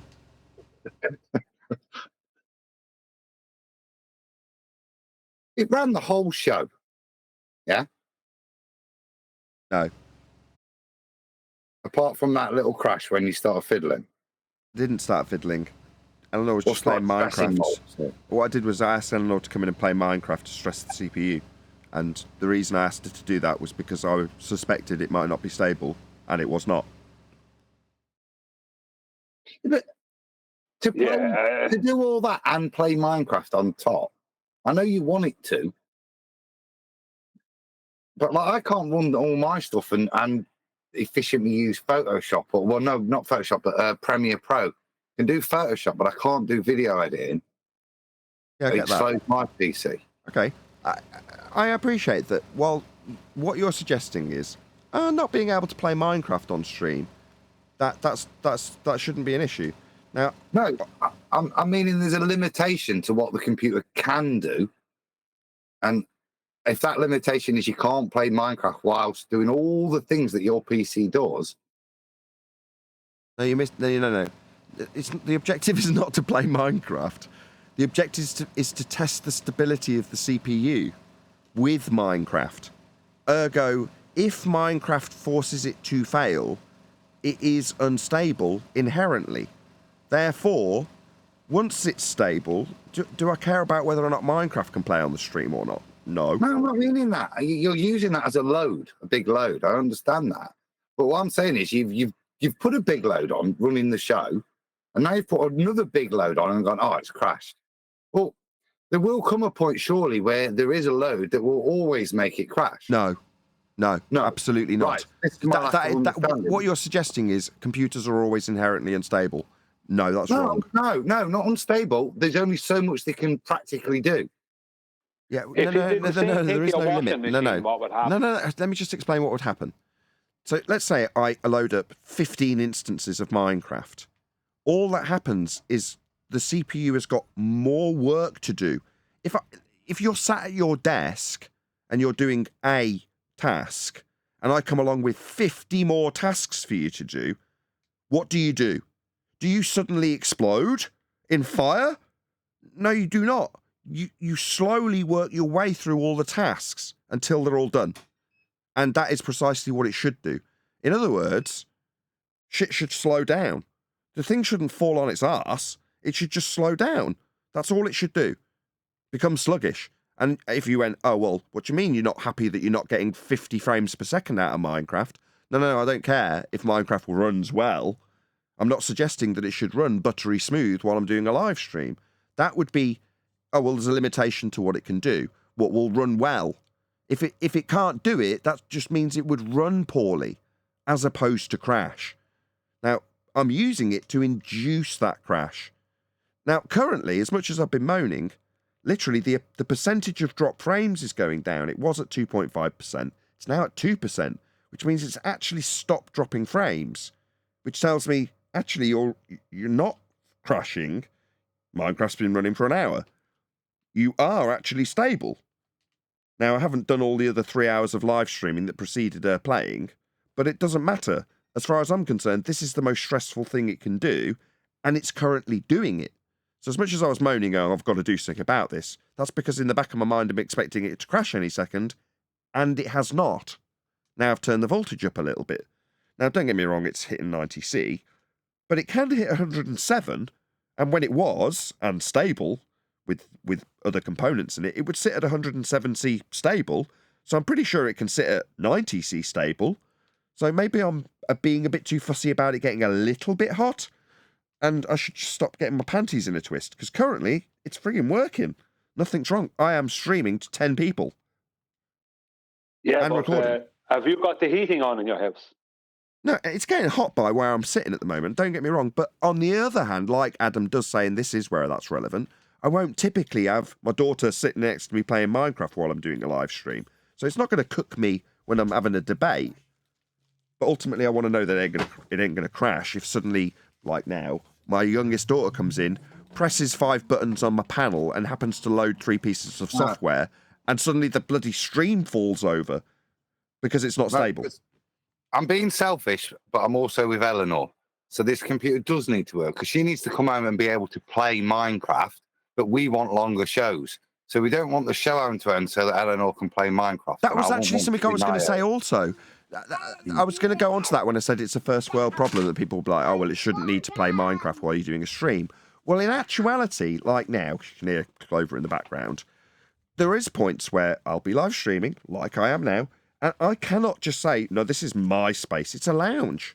At some point, it transfers over to family room, and the ability to let Eleanor play on Minecraft, for example, means that I can continue with a discussion, potentially just not saying much, so I'm not causing audio chaos like John does, but that's different. I allow that for whatever reason. But as a host, I'd just be on mute a bit more, but the show would continue. And I'm not being poked and told to end the show so that Eleanor can play Minecraft. Exactly right, Adam. I know, I was being selfish, you need, but yeah. What you need is a separate computer for Eleanor to play it on. No, that's a different... Yeah, maybe, but that's a different issue in terms of stress testing, Brian. That's just an aside. Yes, you're right. But you won't need to stress test it then, because you won't have to think about all those things. Yeah, you will. If you really don't get it. It just, at some stage, any chip should just be stable. Doesn't matter how much you throw at it. It just slow down. Now, currently, this is working. So I've changed my attitude 180 degrees in this one stream, as I've done it about 1,000 times before. But nevertheless, apprehensively, I've just changed one setting that I knew I was testing anyway, back to what it was. The only reason I changed it was because I knew that at this setting, when I'm encoding on an iGPU, it gets hotter. But on the other hand, does that really matter? Maybe it doesn't. Well, if you're dealing with different temperatures inside your house, that will also make problems for the computer, because the air you're blowing through might be warm air as opposed to cooler air. Yes. So little things like that will affect it. But look, yeah, I get you, Brian. What you're saying is what's stable today in winter might not be stable in summer, and you are absolutely correct. Just shut up. Yes, you're right. But I've still got to get to the point where it's stable. Has it all crashed? Oh, no, I'm not still playing. No, you're good. You're good. Yeah, I know. I'm going to just be pissing around for all weekend. That's all. That's the bottom line here. I know I am. If you've got 10 degrees still, at least, even now, from where you are now, then you're fine, aren't you? I think so. If it sits at 92, you've had to tweak it and turn it up, but it sits at 92, and you're doing even more, then you're still good, aren't you, really? Surely. I think so. I think I need at least 10C. So they recommend don't go over 90. Because I would assume that means that given a worst case scenario when your room's 10C hotter, unlikely, but it might happen, then you're only hitting 100 and then it just throttles a bit and who cares? Well, maybe I should take that attitude. It's like I say, when I first got it, it would be pegged at 107C. And because it was, at least the CPU at that stage, with lots of power being fed to it, was perfectly stable. Maybe I should just go, well, sod it. If it wants more power and it's going to get hotter because of it, maybe I should just let it. Huh. Okay. Well, this has actually proved productive. I can't believe that me asking you, Adam, has actually proved productive. Not that I was suggesting you're not going to, but I just thought you'd all be reluctant. Snap. I don't understand it, but what I understand is you've took it past those limits before, it's been fine, and you're now trying to sit in this imaginary Goldilocks zone where you've got a lot more leeway than you need to be concerned about. So, yeah, I think you're right. My attitude needs to be adjusted slightly. Okay. I think, okay. Well, maybe I'll just... How much more voltage would LEDs take? It's currently... It was, when it crashed, undervolted by 0.05, and now it's 0.04, and seems fine. LEDs. Adam's still pushing the LEDs. I'm just thinking, if you was to put a few more, I know it's going to require a bit more voltage, but a good array of LEDs on the inside of the case. Have all your fans got LEDs? No, none of them have. Well, that's why they're not working properly. Yeah, you need to cool them down by cooling them. How's a fan meant to work with that? A ring of LEDs on around it? How do you know it's working? Because on my taskbar, let me just answer that. Because at any given moment, I can tell you the precise RPM of every single fan in my case, because every one of them is pinned to the taskbar, along with voltages for every single component, temperatures and speeds for every component, limitations, i.e. degrees towards 100% for every component. Half of my taskbar, from left to right, I've got percentage of iGPU usage, currently at 40%. Then I've got frame rate for the monitor, 144 hertz. Then I've got frame time. Then I've got total CPU usage, 39%. Then I've got total GPU usage, currently 25%. Then I've got CPU frequency, 4400 as an average across both E-cores and P-cores. Then I've got both RAM temperatures, both currently sitting at 51C. Then I've got average CPU temperature, 56 to 65 currently, fluctuating. Then I've got CPU hotspot, currently at 67C, with Eleanor playing Minecraft. Then, this list continues, I've got all of the fans. So I've got my giant 200 RPM fan, currently sitting at 489 RPM. Then I've got the CPU fan, currently sitting at 680 RPM. Then I've got the top fan above the CPU, currently sitting at 400 RPM. Then I've got one next to it, also a top external or exhaust fan, currently at 600 RPM. Then I've got a fan above the GPU at 415 RPM. Then I've got a fan underneath the GPU at 600 RPM. Then I've got all the GPU temperatures, 45C for the hotspot, 40C for the average, 50C for the memory, and the frequency. So it's currently running at 2200. And I've got the voltage, 0.92. And finally, what is that final one? I don't know what that final one is. Oh, percentage of usage of the GPU, 57%. There you go. That's what is currently pegged to my taskbar, and I have to constantly monitor. And not one LED. No, that's what I'm thinking, Brian. No, not one lumen output from the LEDs. How glowy is my box?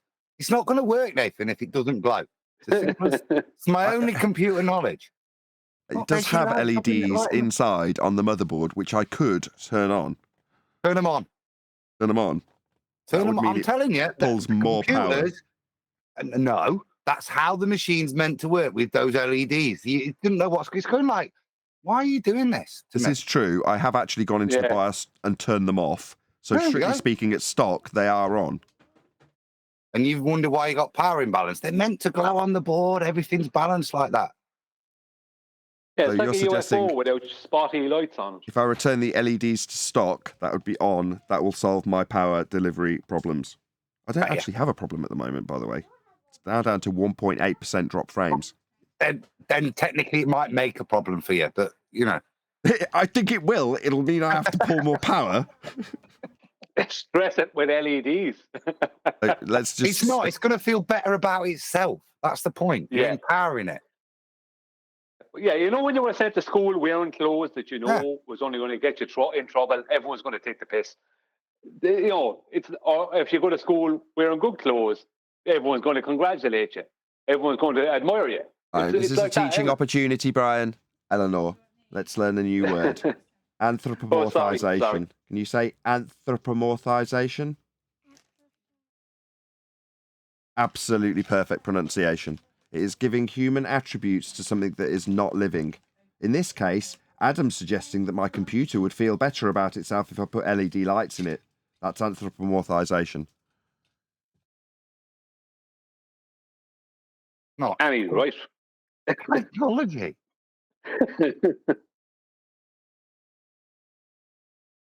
I'd feel better if I had lights and somebody let me use them. What do you think, Eleanor? Do you think we should put more LEDs in the computer? Yes, she says for thumbs Christmas. up. For Christmas, Eleanor. Thumbs up from her. More LEDs, she says yes. Yeah. You see? That's what I'm saying. Yeah. Yeah, because you know when you see those cars when they have lights all around the underneath of them. You know, they're always the fastest cars. They're the best ones. Easily. I had my Retmobile that was rapid, debadged entirely. I had to pay extra to have it entirely debadged. And once it proved useful. I got pulled over for speeding by the police in an unmarked car. I was all radared up so I could detect the bastards. They pulled me over, sat me in the back of the car and asked me what the speed limit was. And I said I didn't know. And they looked at each other and said, I don't know either. They looked up the road for a sign and there wasn't one. And they looked at my car and went, is that a diesel? And I went, yeah. I went, on your way. So I got in my car and drove off. Now, if it had been badged S5 with all the go fast stripes on it, they would have said, it's 30 on this road. And they would have given me a ticket. But because it was just, to them, another diesel Retmobile, I did not get a ticket. Because they knew your car couldn't go that fast because it didn't have stripes. Yeah, to him, it's another diesel Retmobile. His question, is that a diesel? Yes, it is. No, it absolutely is not. It's supercharged petrol and drinks about 8 miles to the gallon. But I'm not going to tell you that, copper, when you're pulling me over for speeding. Have I just been doing 160 on the motorway? Yes, I have. Am I going to tell him that? No, it's a diesel. Debadged, no LEDs. Meanwhile, Trevor, with his Escort with LEDs underneath it, what do you think the copper's saying to him when he pulls him over? Do you think he's asking him what the speed limit is? Very nice. That is some nice body work, bro. The copper's saying you need more LEDs into that. That Orion needs more LEDs. That's what the copper says, isn't it? Did you paint that? Did you paint that Vauxhall Nova fluorescent green yourself? I say yes, I did. We're dating ourselves, yeah. I said Orion, you said Nova. Today it would be what would it be? A Focus and a Corsa. Yeah. There were two guys in Sunderland when we was at uni, and they used to cruise around Sunderland town centre, both in Novas, one fluorescent orange and one fluorescent green. Awful. Brilliant Pratmobiles, mate. Brilliant. My mate had a lime green XR2. Yeah. Oh, God. Cringe. Very. Oh, we were so freaking cool when we were 16. Oh, man. Oh. Just out of interest, Righteous, are you there? No, he's not. What about you? Any Americans on the panel? None. Yeah. What about Indians? You there, Arthur? I was going to say here in America, it's go on. What's the cars that? What do the kids buy? Right. What is a shitbox car? Altima. An Altima. A What's that? Nissan Altima, and instead of like done up bodywork, it'll be literally missing bodywork and bashed in side panels, and then or you have the Chargers, because we're here in America, so we got big cars. So most of the kids, they love the Chargers, the 2-door car that's bigger than a Rolls Royce. I know as a long as a Charger is. Rolls Royce. Just Yeah. yeah. Kids, so that's a good. Here. I wouldn't mind if I had a Charger. That's a pretty cool car. So you're saying the kids actually in America do buy cool cars as a first car? They're not buying a 1.2 crap box with 3 cylinders. Yeah, or there's like the both ends, or it's just a busted Altima with, instead of side panel like body work, it'll be like bashed in body work. And then they'll be the ones flying 90 miles down beside you, and you think you're going like, oh, I'm like cruising decent speed, trying to be law abiding 80, right? And then wing, the most busted cars you'll ever see. Ultimas, though, all new big cars too. We don't have the little cars. They stopped selling the little cars here. Hello, Mike check. I'm here, It's dangerous, Nathan. is what I'm saying. Righteous has piped up. So in Canada, right, what do the kids buy that they would... they probably don't put neon lights underneath it, but when we say that, you know what we're talking about. A kid that's got all stickers on it that's max power, and he's put a crappy air box on the front of it and painted it badly. What car would that be in Canada? Oh, I don't know. Rayleigh, are you there? Let me get my fellow Canadian. Maybe he knows. It takes him a while to get off mute too. Maybe it's a Canadian thing for us. But I don't know. I can't tell you. Would it be about the same as America? What an outrage. Well, same cars they have. Basically the same, aren't they? Well, just America's a very might be a bit car different, but culture, so there's so many aspects to the spectrum of the car culture here. That's why I was like, those are kind of extreme, but yeah, mostly just Civics. A lot of done-up Civics, catalytics louder than a Harley. Cruising around. A lot of bikes. Of course. Why do they do the same in the States? That's America. That's what I'm talking. Whoever said Civics, thank you. That's what I'm talking about. That's what it would be in the States. Exactly. Yeah, their hot hatch there, their kids' crap box is a Civic. Japanese. Yeah, the new Civic that just came out, it was actually so sought after. They were like so few of them on the market last year that they like doubled in price. People were paying like $90,000 for the new Civic they released. Like, yeah, people love their Civics here. I got my lad for when he passed his test, a little Fiat 500. Nice one, little checkerboard and nice leather inside. But just, which engine? Which engine? Only a little 1.1. What's the name of it? Is that the twin port or twin air or something? No, just the standard Fiat 500. Oh, it's a 3-cylinder. Well, it probably is. Tiny little fan. I don't dig car. What I'm going to make was, first thing he did is rebadge it, put a bath on it. Why? Just so it looked cooler. Because he's a kid. I don't know why I asked why. This is what we're talking about, isn't it? That's what kids do. Lime green, XR2, yeah. Stick an XR2 badge on it. No, this was an XR2. It was legitimately an XR2. Still have people that get a Fiesta and stick an XR2 badge on it back. Exactly. Well, that's kind of where we've come full circle. Exactly. When you get older, you appreciate that buying a black Retmobile that's actually legitimately fast, you're better off debadging it, making it look like a diesel, because you get less aggro and get to drive it fast more often.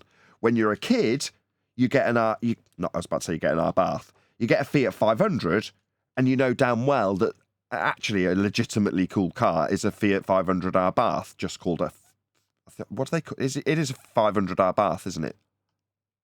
Yeah. Very cool, 1.4 turbo, souped up to all hell. It's about 180 horsepower. Very fast, very nippy, perfect little town car. A mate around the corner, his neighbour's got one. And I pulled up next to her in my wife's tuned up TT, And I sat next, wind down the window. I was like, nice car. And she was like, yeah, same to you. And I was like, no, this is a piece of crap that's really old. But that is a nice car. And she's in an Abarth. Now, I know that it's not a rebadged Abarth. It's a legitimate Abarth. I can hear it because the engine's running, right?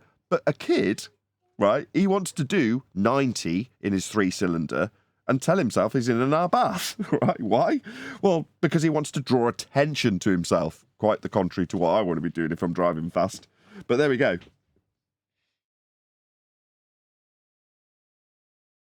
Whereas me, who knows nothing about computers, thinks that LEDs makes it work better. Yeah, that's where we were going around. Sort of ignorance, really.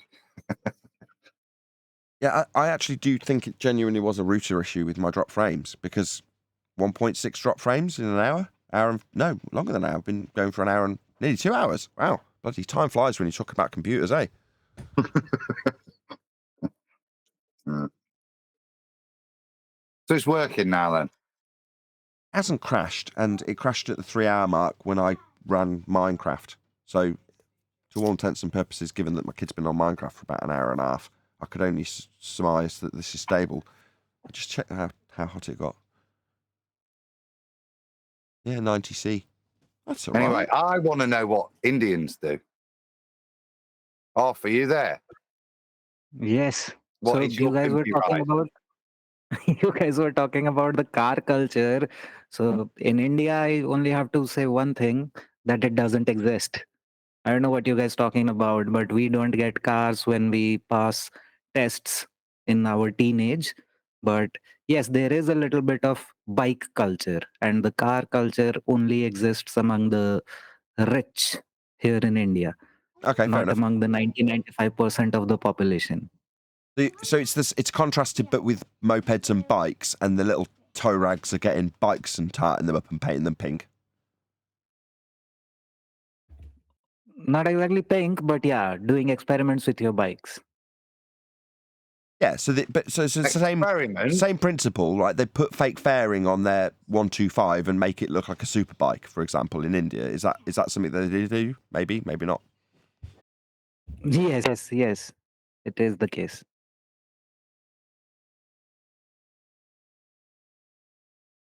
So you don't drive then? I have a car, but I learned Posh how to drive in my bastard. late 20s. That'd be like 5 years ago. Oh, So- yeah. Man of society, eh? Got a car. Get you.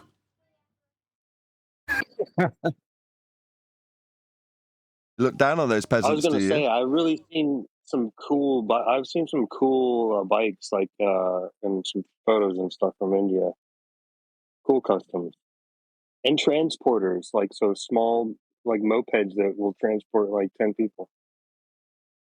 There's a lot of ingenuity. No, the Royal Enfields. You must have heard of the Royal Enfields in the UK as The well. Enfield. Yeah. So I have that Continental GT Cafe Racer.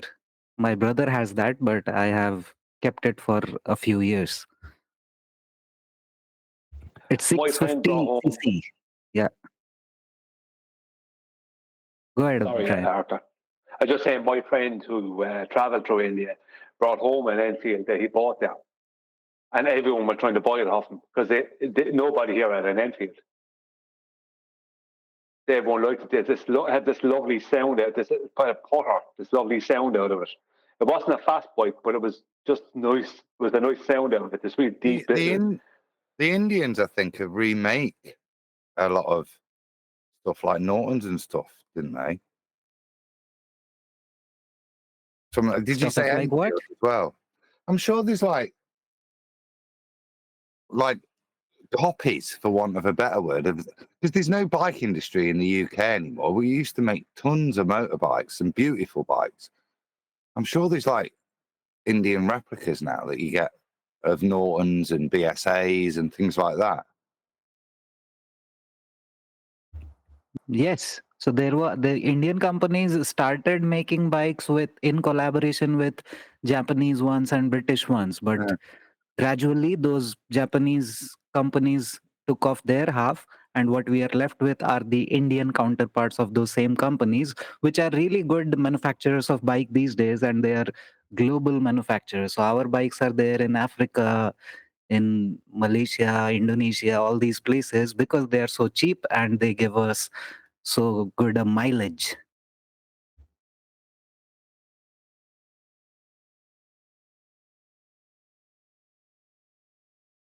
Most of the bikes which run in India and Indian villages and towns are like 100cc bikes.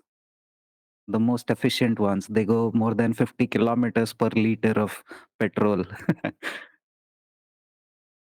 When I was younger here in Ireland, half the population, and I mean half the population, if you go back into the late 70s, early 80s, went around on Honda 50cc Hondas. They were a great little bike, little spring saddle on them and everything. You never get uncomfortable. They don't go fast, but you can sit on them forever. Exactly. They're brilliant. They're really Bumpy roads in India, they are the best ones for the bumpy and pothole manifested roads. Bouncy. Yeah, they market it like that. That even if you go with a glass of water in our bikes, you are not going to spill a drop. They are so stable, even on bumpy roads.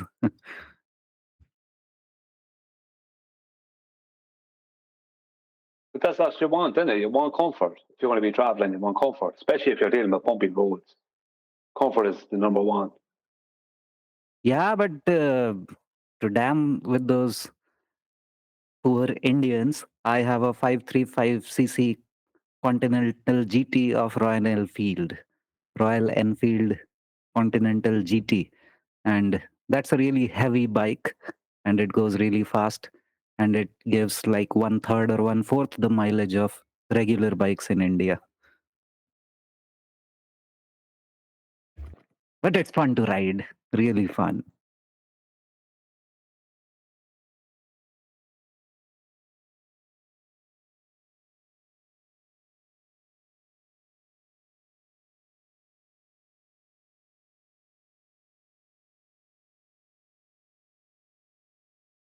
Why is nobody responding to him? Yes. I was about to, and I had to cough. I used to ride bikes as a kid. As soon as I got 16, well, I had a Suzuki 50 from about 12. I used to go to racetracks and stuff and get your scrambler and talk about on the paddocks and stuff.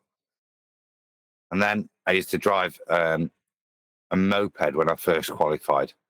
But the thing with bikes is it's fucking freezing. It's uncomfortable. No swearing. And if you, excuse my French, and if you come off, it really hurts. Yeah? Come off a few times, mate, and just the slightest little thing. And like, you can just have gravel and the bloody thing slides underneath it.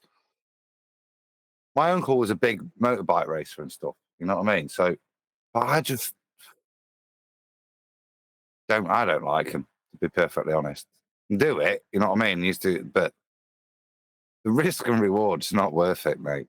It's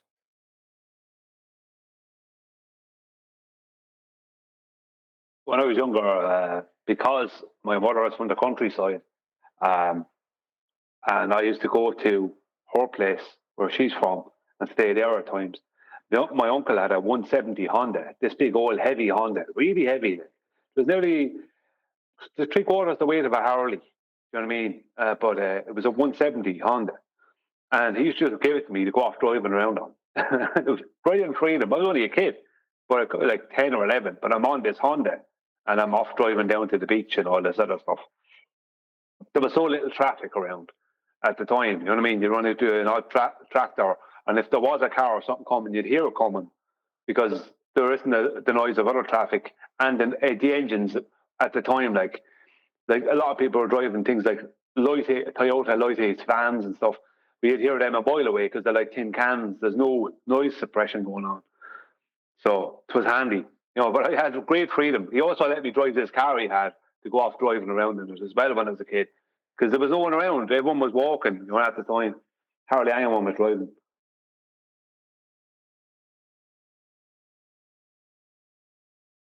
So like Adam said that in our previous conversation, that it is the festive season here in India. We have a number of festivals, Diwali being one of them, which just was 2 weeks ago. And I just made during the time when Nathan's computer was down and almost 10 days he did not go live. So it was a fortunate timing for me too, because I was out for those 10 days on my car and I covered like more than 2,600 kilometers in 8 days. So it was a very wonderful trip from the heart of India. India is a huge country, you must know. So from the heart of India, I went to Calcutta, that place I was talking about, Kolkata, and back to my original place. And I covered a number of places in between, including my own, where my parents live right now, and a few other relatives around that place, like 100, 200 kilometers from there. So it was a really nice trip. And that's a new thing which I am exploring right now for the past 3-4 years, which is driving a car. What car you got? Oh, so you are part of the bourgeoisie. Yeah, what kind of car you got? It's a Hyundai i20. Okay, little one. My sister's got a Hyundai i20. Yeah, hatchback. You did a lot of miles in a little car. What engine? It's 1.2 liter turbocharged engine. That sounds like torture, doing that amount of distance in a little car like that. But fair enough. Good for you. Not at all. The car worked pretty fine. And we don't drive more than 100, 120 kilometers in the roads of India. So it is not much of a... Yeah, what we call a car of that size here a hairdryer. Because it has the same size engine as a hairdryer. Even though we don't have lots of big cars, when you have a small car, someone just calls it a hairdryer. Yeah, I mean, Hey, I'm getting a second user Volkswagen Vento. I hope you like that car. You know, if you tried to do that trip you did here in Ireland, it would take you just as long to cover a much smaller space. Because we have a very, very small country, but they make it seem big by making sure that there's as many twists and turns as possible and as many hills as possible. So it seems like you've gone really far when you've only gone like 100 miles. Considering that a small car is a real benefit here in India in the closed roads, in the very narrow roads, as well as the very limited parking space. So it's really easy to navigate in the roads of India with a small car, and you end up in a lot of travel with a decent sized car also, let alone big SUVs and shit.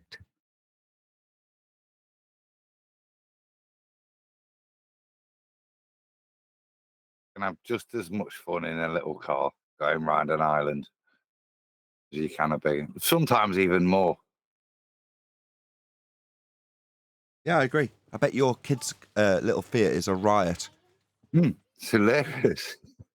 You got the back end moving, just going around a traffic island. Obviously, you're only going to do that with like 20 or 30 years worth of driving experience, and you wouldn't encourage a new driver to do that. But I agree. If you've got a reasonable amount of driving experience, like I say, back when I was a rep, I was doing hundreds of thousands of miles, then you can take a little car, or in my case, it was actually a big van when I was driving around for Tesco, and you can push it to its limits and have a little bit of fun with it. So for me, it was like the rear-wheel drive Tesco vans. I was always getting in trouble because I'm driving them too fast, but you could get them to do quite good fun stuff. And like you say, with a little car where you've got to rev the nuts off it and be really on your game on your gear changes and stuff, that's quite good fun. Who's you driving? Because you've got to hit the line, you've got to be hard as well and confident. It's like go-karting in it. It's just like driving a little go-kart. There's no weight to it. And then I get in my car, which is a lot more powerful. You can't make that move. You have to be on a track. Do you know what I mean? To get that moving, you've got to kind of get enough speed, and then it's really dangerous. Do you know what I mean? You couldn't get that moving on a road. Yeah, unless exactly. You're driving Well, you got to be more careful when you've got like 200 or 300 horsepower in a little car. Your car's quite powerful and quite light, right? Yeah. Yeah. Did you say gear changes? Yeah, gear change. If you're revving the nuts off a little, like 1 litre car, you've got to rev it right up to the red line, but not into the red line. You don't want to destroy it. and then change quickly so that you're not dropping off in terms of the power that it's giving you. Because if it's a little 3-cylinder, all the power is going to be right at the top end of the engine. So that's where you want to keep it. But to do that without killing it, you've got to be on your game. You don't want to redline the thing. Obviously, it's got rev limiters, but then you're not going quicker if you're into the rev limiter. Yeah, the whole gear change thing, you lost me at that. I don't do that. Yeah, it was like this when we talked about the chocolate. Chocolate's like, I can do all that whilst eating a burger if I'm in an automatic. Yeah, me too, yeah. Chocolate knows what's going on. But then you're not driving. Gears. Yeah, that's what I think too, Adam. Then you're eating a burger. Yeah. In an automatic, in a disabled car.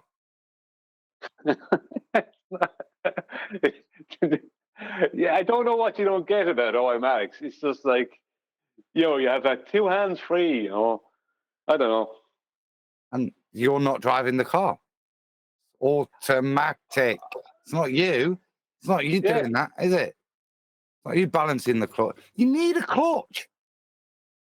What? So when you can change every 2 years? Oh my God! After burning it out.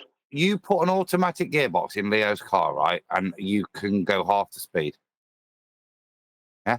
Well, it comes down to the engine. I mean, yeah, but you'll burn out. You need a new gearbox and clutch in that car in 2 years' time. No, you won't. Because your gear changes will be smooth. You're just doing them at the exact right moment and keeping your revs up. Something an automatic wouldn't do. But that's what automatics are designed to do. Nah, not unless they've got super sport mode. You're super sport mode because you're the driver, not the machine. That's the point. You have to know how to use the accelerator when you're driving an automatic.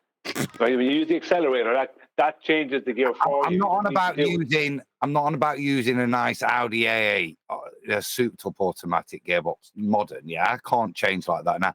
But I'm talking about an old car. Best way out of it. You couldn't put an old automatic in that and get performance that you could from manually. And it's part of the fun. It's part of the skill. I hate it. I hate changing gears. It feels like I'm living in the 1980s or 70s. I just can't do it. Automatics is it's like the future. On television, all the coolest movies had automatic cars. Everything, I just can't do it. All the car chases in America, a lot of them had automatic cars. Everything was automatic. It's just like I can't do the manual. I just can't. I can't do it. It's just, for me, it just goes completely against everything for me. You made an interesting video. He said that more intelligent people drive automatic cars, manual cars. Who made that video? It's about fun. YouTube.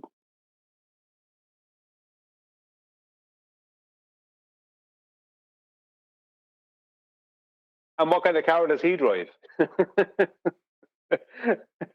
Because I can make a video saying the best looking, and he drives a manual, does he? Automatic push bike. That's like me making a video about how people who drive automatics are better looking. Do you know what I mean? Because I drive an automatic. It's totally You biased. may have a point there. You may have a point there. Only it were true, Brian. The good-looking people drive manuals. Yeah. Proven by statistics. And someone can say that about Teslas too. That I can't put my handles on the wheel, man. I just can't do that. So I prefer a Tesla, and they are the future of humanity. I've got no desire for any electric car. Famous last words. Ever. I hate them. No time for them. I'm diesel, turbo diesel. I prefer petrol, but I'm turbo diesel right now.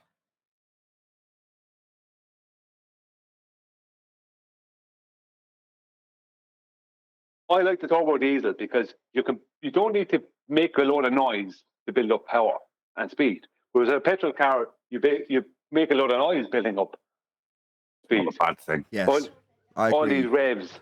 Brian, when I'm pulled over I by got the police, I 94 too like octane. turbo diesels. I was wondering, what's the octane that you guys have in your area? I have 94. Sometimes I can find 96. Right, octane. Your octane rating's different to ours. So if maybe that's wrong, but last time I checked, you have very different octane ratings. I don't know what system you're using, but they don't seem to match up with ours. So typically, most cars here run on about 96, 95 octane.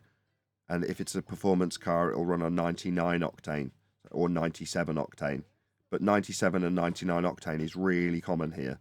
Whereas in the States, as I understand it, 97 and 99 octane are not at all common. And 91 over there is what you call regular. Yeah, not at all. In other words, the crap you put in your cars, we wouldn't let near ours. They do an average in the States, so that number, like a 94, would be equivalent to like a 99 in the UK. Is that right? Oh, fair enough. Yeah. 94 is the highest. And also we put 10% ethanol here in US. We do too. Which pretty much destroys your car. Yeah, we have the rating for how much ethanol there is as well. And the cheap fuel obviously has lots of ethanol in it and the expensive fuel doesn't. And we can find very few gas stations around that don't put any ethanol at all. But you have to know them. They're not everywhere. So we do have gas stations that don't put any ethanol. Yeah, I gotta look into finding that. Usually it's more expensive because it'll be like, oh, why is this one more expensive? But yeah, the octanes, that's what's so interesting. I'll have octane booster. It's like $5 for pure octane, and you throw that in with your your 90, and you get 110. It's great. No, you don't. I know, but those tiny little bottles might give you 0.1 octane higher. Wow, they help with ethanol corrosion too. They give you a little bit of gas mileage just by helping with ethanol corrosion and shit. The fuel treatments, right? Is that what you're talking about? Yeah, fuel treatments. Yeah, they go in the gas tank. Yep. And as far as manual and automatic guys, like, I don't know, how can anybody drive automatic car, man? Like, you're not even, like, I never had automatic. Even been here in the US for 20-something years. All my cars were manual. It feels disconnected to drive like automatic. It's like boring. Disconnected. I had an electric car and I really liked that, where there was no gear, there was no box at all, and it was then you were just like trying to time your stops. So then that was very boring. I love the manual. If I had connected to the road. Exactly, bro. You know, better control, better gas mileage. I mean, the fun, everything. The only time I would use manual if I was getting super luxury car. Like, I can't imagine Cadillac or Lincoln on one of these cars in manual transmission. Doesn't make sense, right? I wonder why. Yeah, no, that's different. No, I totally get it. No, a land yacht. That's Rolls Royces know what's going on. It's a land yacht. That's different. It's a different type of car. Luxury only. That's a car for going up and down the motorway. And so don't get me wrong, the fast car I had was an automatic, and it was appropriate to be so because it was designed to do literally thousands and thousands of miles across England and Europe, and that's what it did. So automatic was appropriate. But was it a fun car? No. Did it go really fast? Yeah, it went really fast. But that wasn't a fun car. It was boring because it had no gears. Yeah, you didn't get the feeling. You didn't get that feeling like you're in control of driving. Shifting the gears. It's all part of the driving experience, isn't it?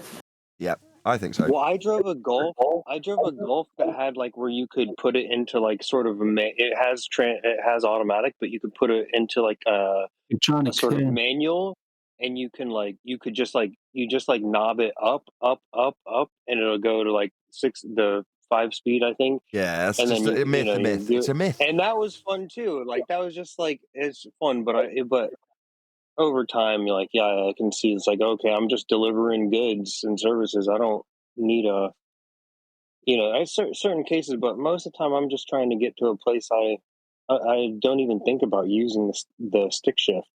It's like everything But it's just like one of those things that are just there that my subconscious is just doing. Like my foot's going pushing the clutch, and it's but it's fun. It feels controlled. So I'll down, you downshift and rev shift and all these different things to have more control. But the new trans boxes are absolutely impeccable, especially on higher end cars. So it's not needed, but it is just like this relic of the old world, and it just like makes you feel grounded, like you are a part of the process rather than you trying to be like displaced from the process. Because the old Model T, you'd have to wile up the spool. To shift the Model T, that was a complicated mechanism. You sound like a group of fellas who are going to go back to using normal telephones. Yeah, I want that connection to plug into the iPhone. Where you can hold the red phone. But you were talking about rotary phones until the 1990s. The newer cars, most of them have Tiptronic transmission, TOC, right? Where the shifter is on the steering wheel. Like, we just got a Lexus NXT 200T for my wife, and it has the upshift is on the right-hand side of the steering wheel, and the downshift is on the left-hand side, and it has a sports mode turbo, and it's pretty aggressive. It's super fast. Those are so fun. The Tektronix. Fun, but there's still something about the clutch, about the feeling. I don't know, dude. Like, it could be something because I'm used to it, but like, there's something missing, Yeah, it's super responsive. It ships very fast, especially when it's in a sports mode. But I don't know, there's something missing, like with the clutch. Yeah, clutch. I was just about to say exactly that, right? So the Audi I had paddle shifts, and it was lightning fast gear changes. You press the paddle, it instantly changed. However, you're accelerating manual gearbox mode, so you're doing the paddles, and it would hit the red line. And if you had your foot hard to the floor, it still shifted for you. Now, I'm not suggesting that that's wrong. That's what it should do. It's a clever computer. It's going, no, don't go into the red line. I'll take you up a gear as your full chaff. But in a manual, it would punish you. You'd hit the rev limiter and you'd feel like a dick, right? Now, that engagement with knowing where the rev limiter is, because at some point you mess it up in a manual and go, oh, I've hit the rev limiter. I should really know how fast my revs are, so I should glance a little bit more often at the rev counter. In that in the automatic with paddle shifts and a dual clutch, it didn't matter. I never had to learn what the engine rev. I never had to listen for what the engine revs did because it was absolutely inconsequential. But in a manual, you gotta know what the engine revs are doing. That's what I was saying to Adam about his son's car. If you know where that limit is, you can get it up to it but not over it just by listening. But if you go over it, the car instantly punishes you. Never so in an automatic. There's no engagement. It doesn't offer you that. There's going to be consequences if you mess this up. The newest, fanciest manuals will actually detect when you want to shift and cut off the ignition for the time you're shifting so that you don't punish your clutch when you go back in.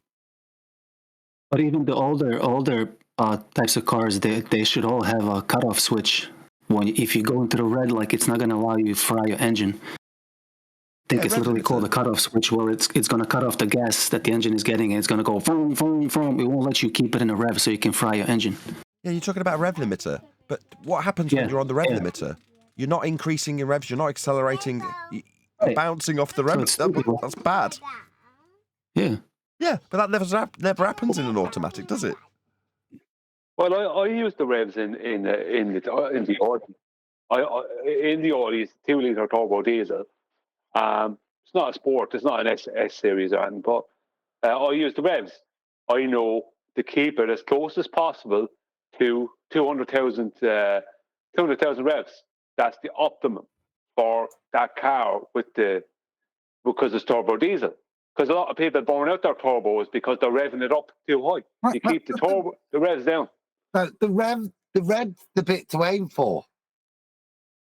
Exactly. That's what I was about to say. In the S5, the perfect revs was the one just below that red line. Perfect. Keep it there, it would be rapid. Yeah, but that's in an S series. Like, I mean, mine is not an S series. Do you know what I mean? Any car. That's where with the shifting, red I'll bit's just the look at bit the that says change revs gear. and then the gear, and I know the speed. You know what you need, Brian? You need some LEDs on the red line so you know what you're aiming for. I deserve that. Well, I pass things out left, right, and centre on the motorway, keeping it around 200,000 revs. My car, there's never a big load of sound out of the engine. It's a way of using the accelerator, and you keep it around that with the turbo diesel, and the power just builds. You and mean just 20,000 revs? 200,000. A F1 car gets up to about 15,000. Oh, sorry, 20,000. Sorry, I'm trying to picture it in my mind. Brian, quick question. No one's around. You're going through a tunnel. You see the tunnel coming. You're about to go through it. What are the two things you do just to continue going through the tunnel? You just keep going forward. No, you wind drop your it window down a gear. Well, Exactly. He doesn't know anything. Wind your window down, drop it down a gear, and floor it. Yep, that's three things. Are you talking about to not get caught because you're not going to get caught like for speeding? No, you want to hear the sound of your engine in the tunnel. 6,000 limiter, and you're running good, and it's ringing right. You've got two exhausts. Okay, yeah. You want to hear both of them, so you open both windows, drop it a cog, and then you put your foot down in the tunnel. I just keep going forward. I wouldn't even give it a second thought. See, I wouldn't open the window or not. Joy there, is there? There's no joy there for you in that. I'm happy. I'm happy. Yeah, you do have a ritual 32 going miles through per the gallon. tunnel? Saving the environment, being safe. Don't do what is for gallon. I do better than that. Everyone knows that's what you should do. Just ask Princess Diana. I used to love. I was chuffed if he used to get 16 out of the Porsche. I was well happy. Be a lot of clutch dipping downhill for that. Yeah, I mean, I can understand why a fella would probably enjoy that. I wouldn't enjoy it. I wouldn't mean that to me. You can understand why I don't do it. It's a bit, to me, that's like putting, you know the way you put a lollipop stick in the spokes of your BMX bike to make it sound like a motorbike. That's what it's like to me. We're just holding it there in the tunnel. That's what electric cars literally they do. They have like the fake engine noise they'll make on the outside. It'll be like brum brum. But have you drove an electric car that with the like sort of automatic torque and like single gear, just electric motor? It's pretty fun. I like that better than like an automatic transmission.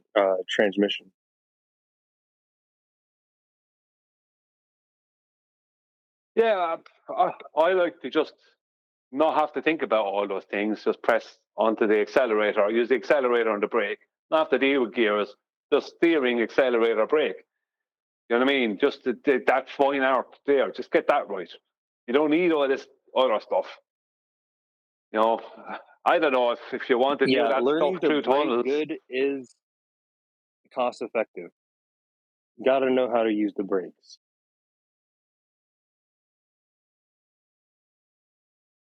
Yeah, well, I mean, there is a skill to driving. Don't get me wrong, and depends on how you do it and what you want to get out of it.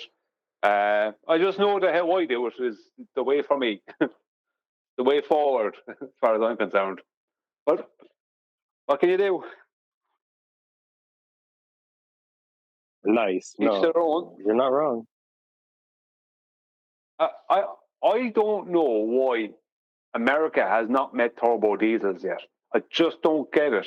Why turbo diesels aren't more popular? We had the whole scandal, the whole diesel scandal here, and it was mainly here in North America. I think it was worldwide with VW. Yeah, VW had to recall every single turbo diesel they sold. Yeah, because they were. It was an emissions thing. Yeah, they were what frauding the They were emissions. good cars. What I noticed myself when I was there a couple of years ago driving there is that the amount of people, the amount of petrol pumps at the gas, what you call a gas station. Where is the diesel pump? You know what I mean?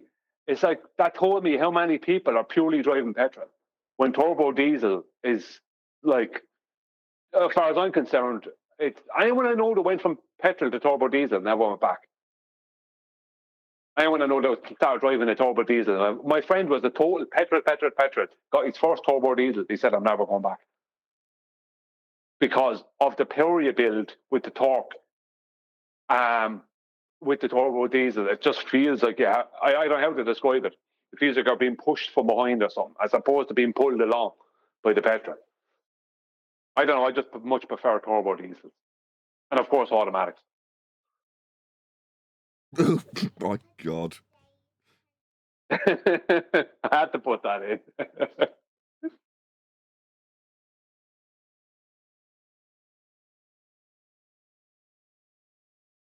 Well, that was fascinating. Yeah, it is. Yeah, the diesel is interesting. It's only found in more rural areas, and then every few pumps will have like a single diesel. But that's used for our like industry. So, all the big rigs are using diesel because it's got the high end torque power, whereas, petrol has the low end torque. Yeah. I mean, that's the thing about it. Like petrol, you have a lot of horsepower, but with the low torque. With the turbo diesel, you don't need the same amount of horsepower. Just with the torque, with less horsepower and torque, you can get massive power. Now, if you add horsepower with that, the speed is going to be phenomenal. But you do realise those two numbers are derived from one another. They're basically, one is a calculation based off the other, right? All you're saying when you say diesels have got a lot of low-end torque, all that translates to is they don't have very high revs. That's all it means. Yeah. That's why I keep the revs down, to build the torque. That's why I do that. That's the whole purpose of it. You're trying to build the torque, as opposed to using revs, which would build the horsepower, which is more use of the horsepower, if I'm correct. Not really. I know what you're saying, but there's a misconception about that, but I'm not going to get into it. Fine.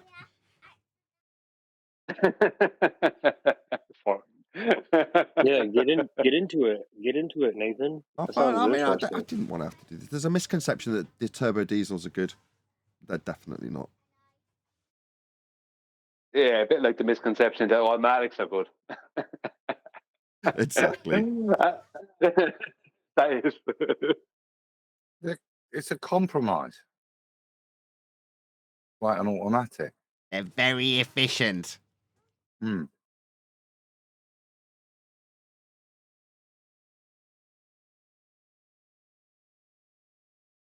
Yes. Then you drive something fast and overtake every turbo diesel on the road and realise that there is no not ever going back. There's just going faster than your turbo diesel, and it's much more fun.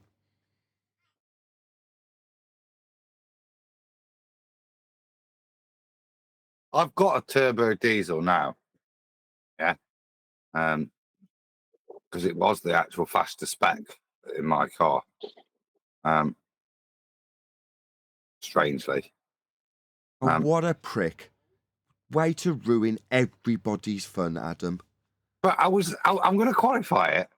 But like when I said, I got rid of the Porsche years ago. But that was like, wow, I'm going to get a Porsche. And the one thing I was not, even though I got a Cayenne, the one thing I was not going to do was have a diesel engine in my Porsche. Do you know what I mean? If I was ever going to own a Porsche, it's going to be a proper bloody engine in there. I weren't going to be driving, you know what I mean? And it absolutely caned diesel Audi turbos. Caned them. Used to be much good fun. You know the islands on the A50 accelerating off that against the other 4x4s. And it battered. It's a proper engine. So that's my only pro. It's a proper engine that you drive properly. It's got a proper range. It's how you should drive. Not, you know what I mean? Little shitty gear changes. But you've got a turbo diesel in your sports car. I've got an RCZ now, Peugeot RCZ. I do too. Hey, Will Smith drove that in the film I watched last night.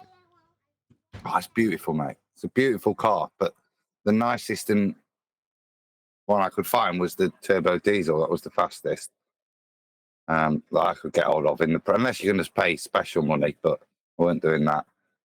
Why would you have got the automatic for the special money? Well, it wouldn't have been faster, would it? Well, it would have been the special. Right. Well, it is special. Yeah, you get a little blue badge with it. No matter what you do, right? All the things you're telling me, in my turbo diesel automatic, I pass out everything. It's the automatic. I have a rep spec. That's a rep spec. It's just a 2-litre turbo diesel, 140 horsepower. Yeah, rep spec. Sorry.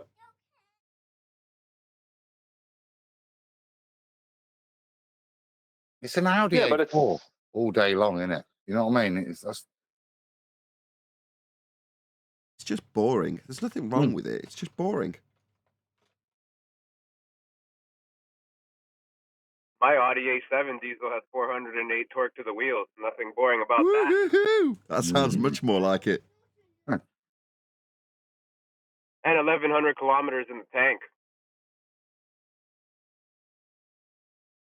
Yeah, now that's where you need to not just offer respect to the engine, not over rev it, but you need to know the tyres and things like that.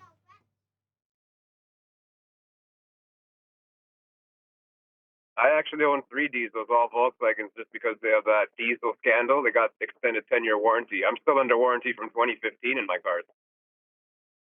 Yeah, Dave Weiss had the same thing. He had a Touareg diesel, and he was like, man, I'm quids in now for buying this diesel. Ace. Exactly what I got. I got the Touareg diesel, the Volkswagen Golf diesel, and my Audi A7 diesel. You had an A7? Nice. So nice.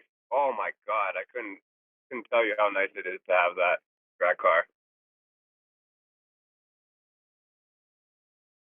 Yeah, the A7, right? That car, you could buy the standard petrol was the same engine that you got in the S5, but they just didn't badge it anything. So I almost got that car because I was like, that is so cool that you can get a basically S-spec engine and they just call it the petrol version.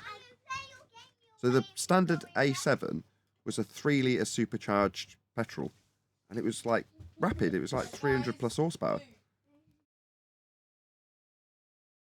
It's an absolutely great car.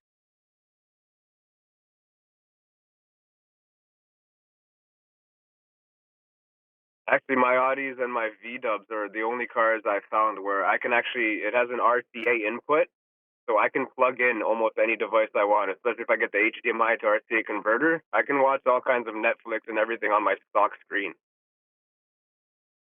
Yeah, that gets old quickly. I did the same on my S5. You could watch all sorts of stuff in the car. It is cool, but I made a couple of YouTube videos with it and then got bored. And that's the only thing I ever actually used it. I tend to go into the house. To have.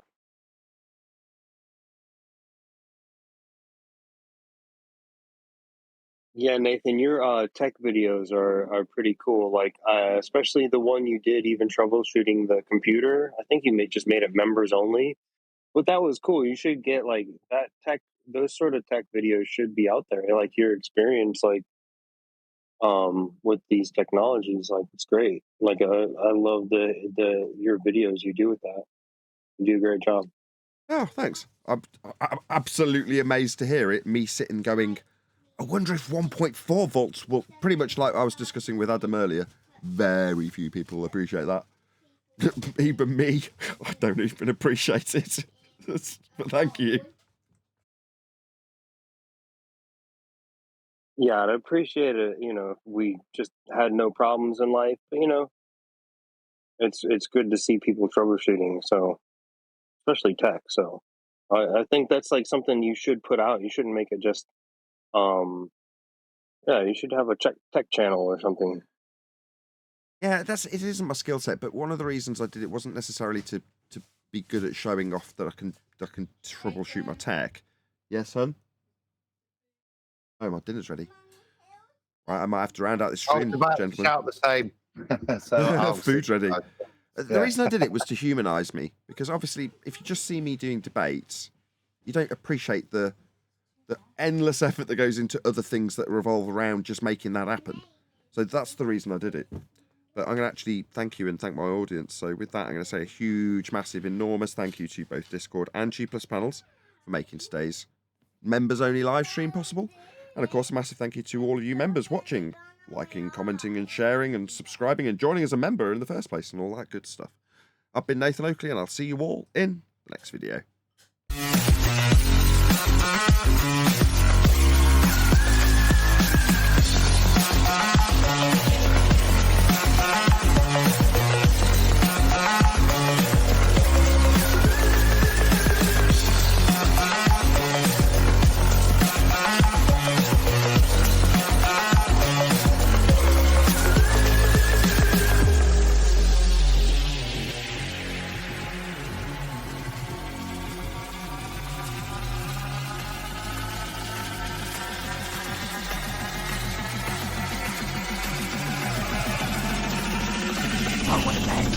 What a lovely day!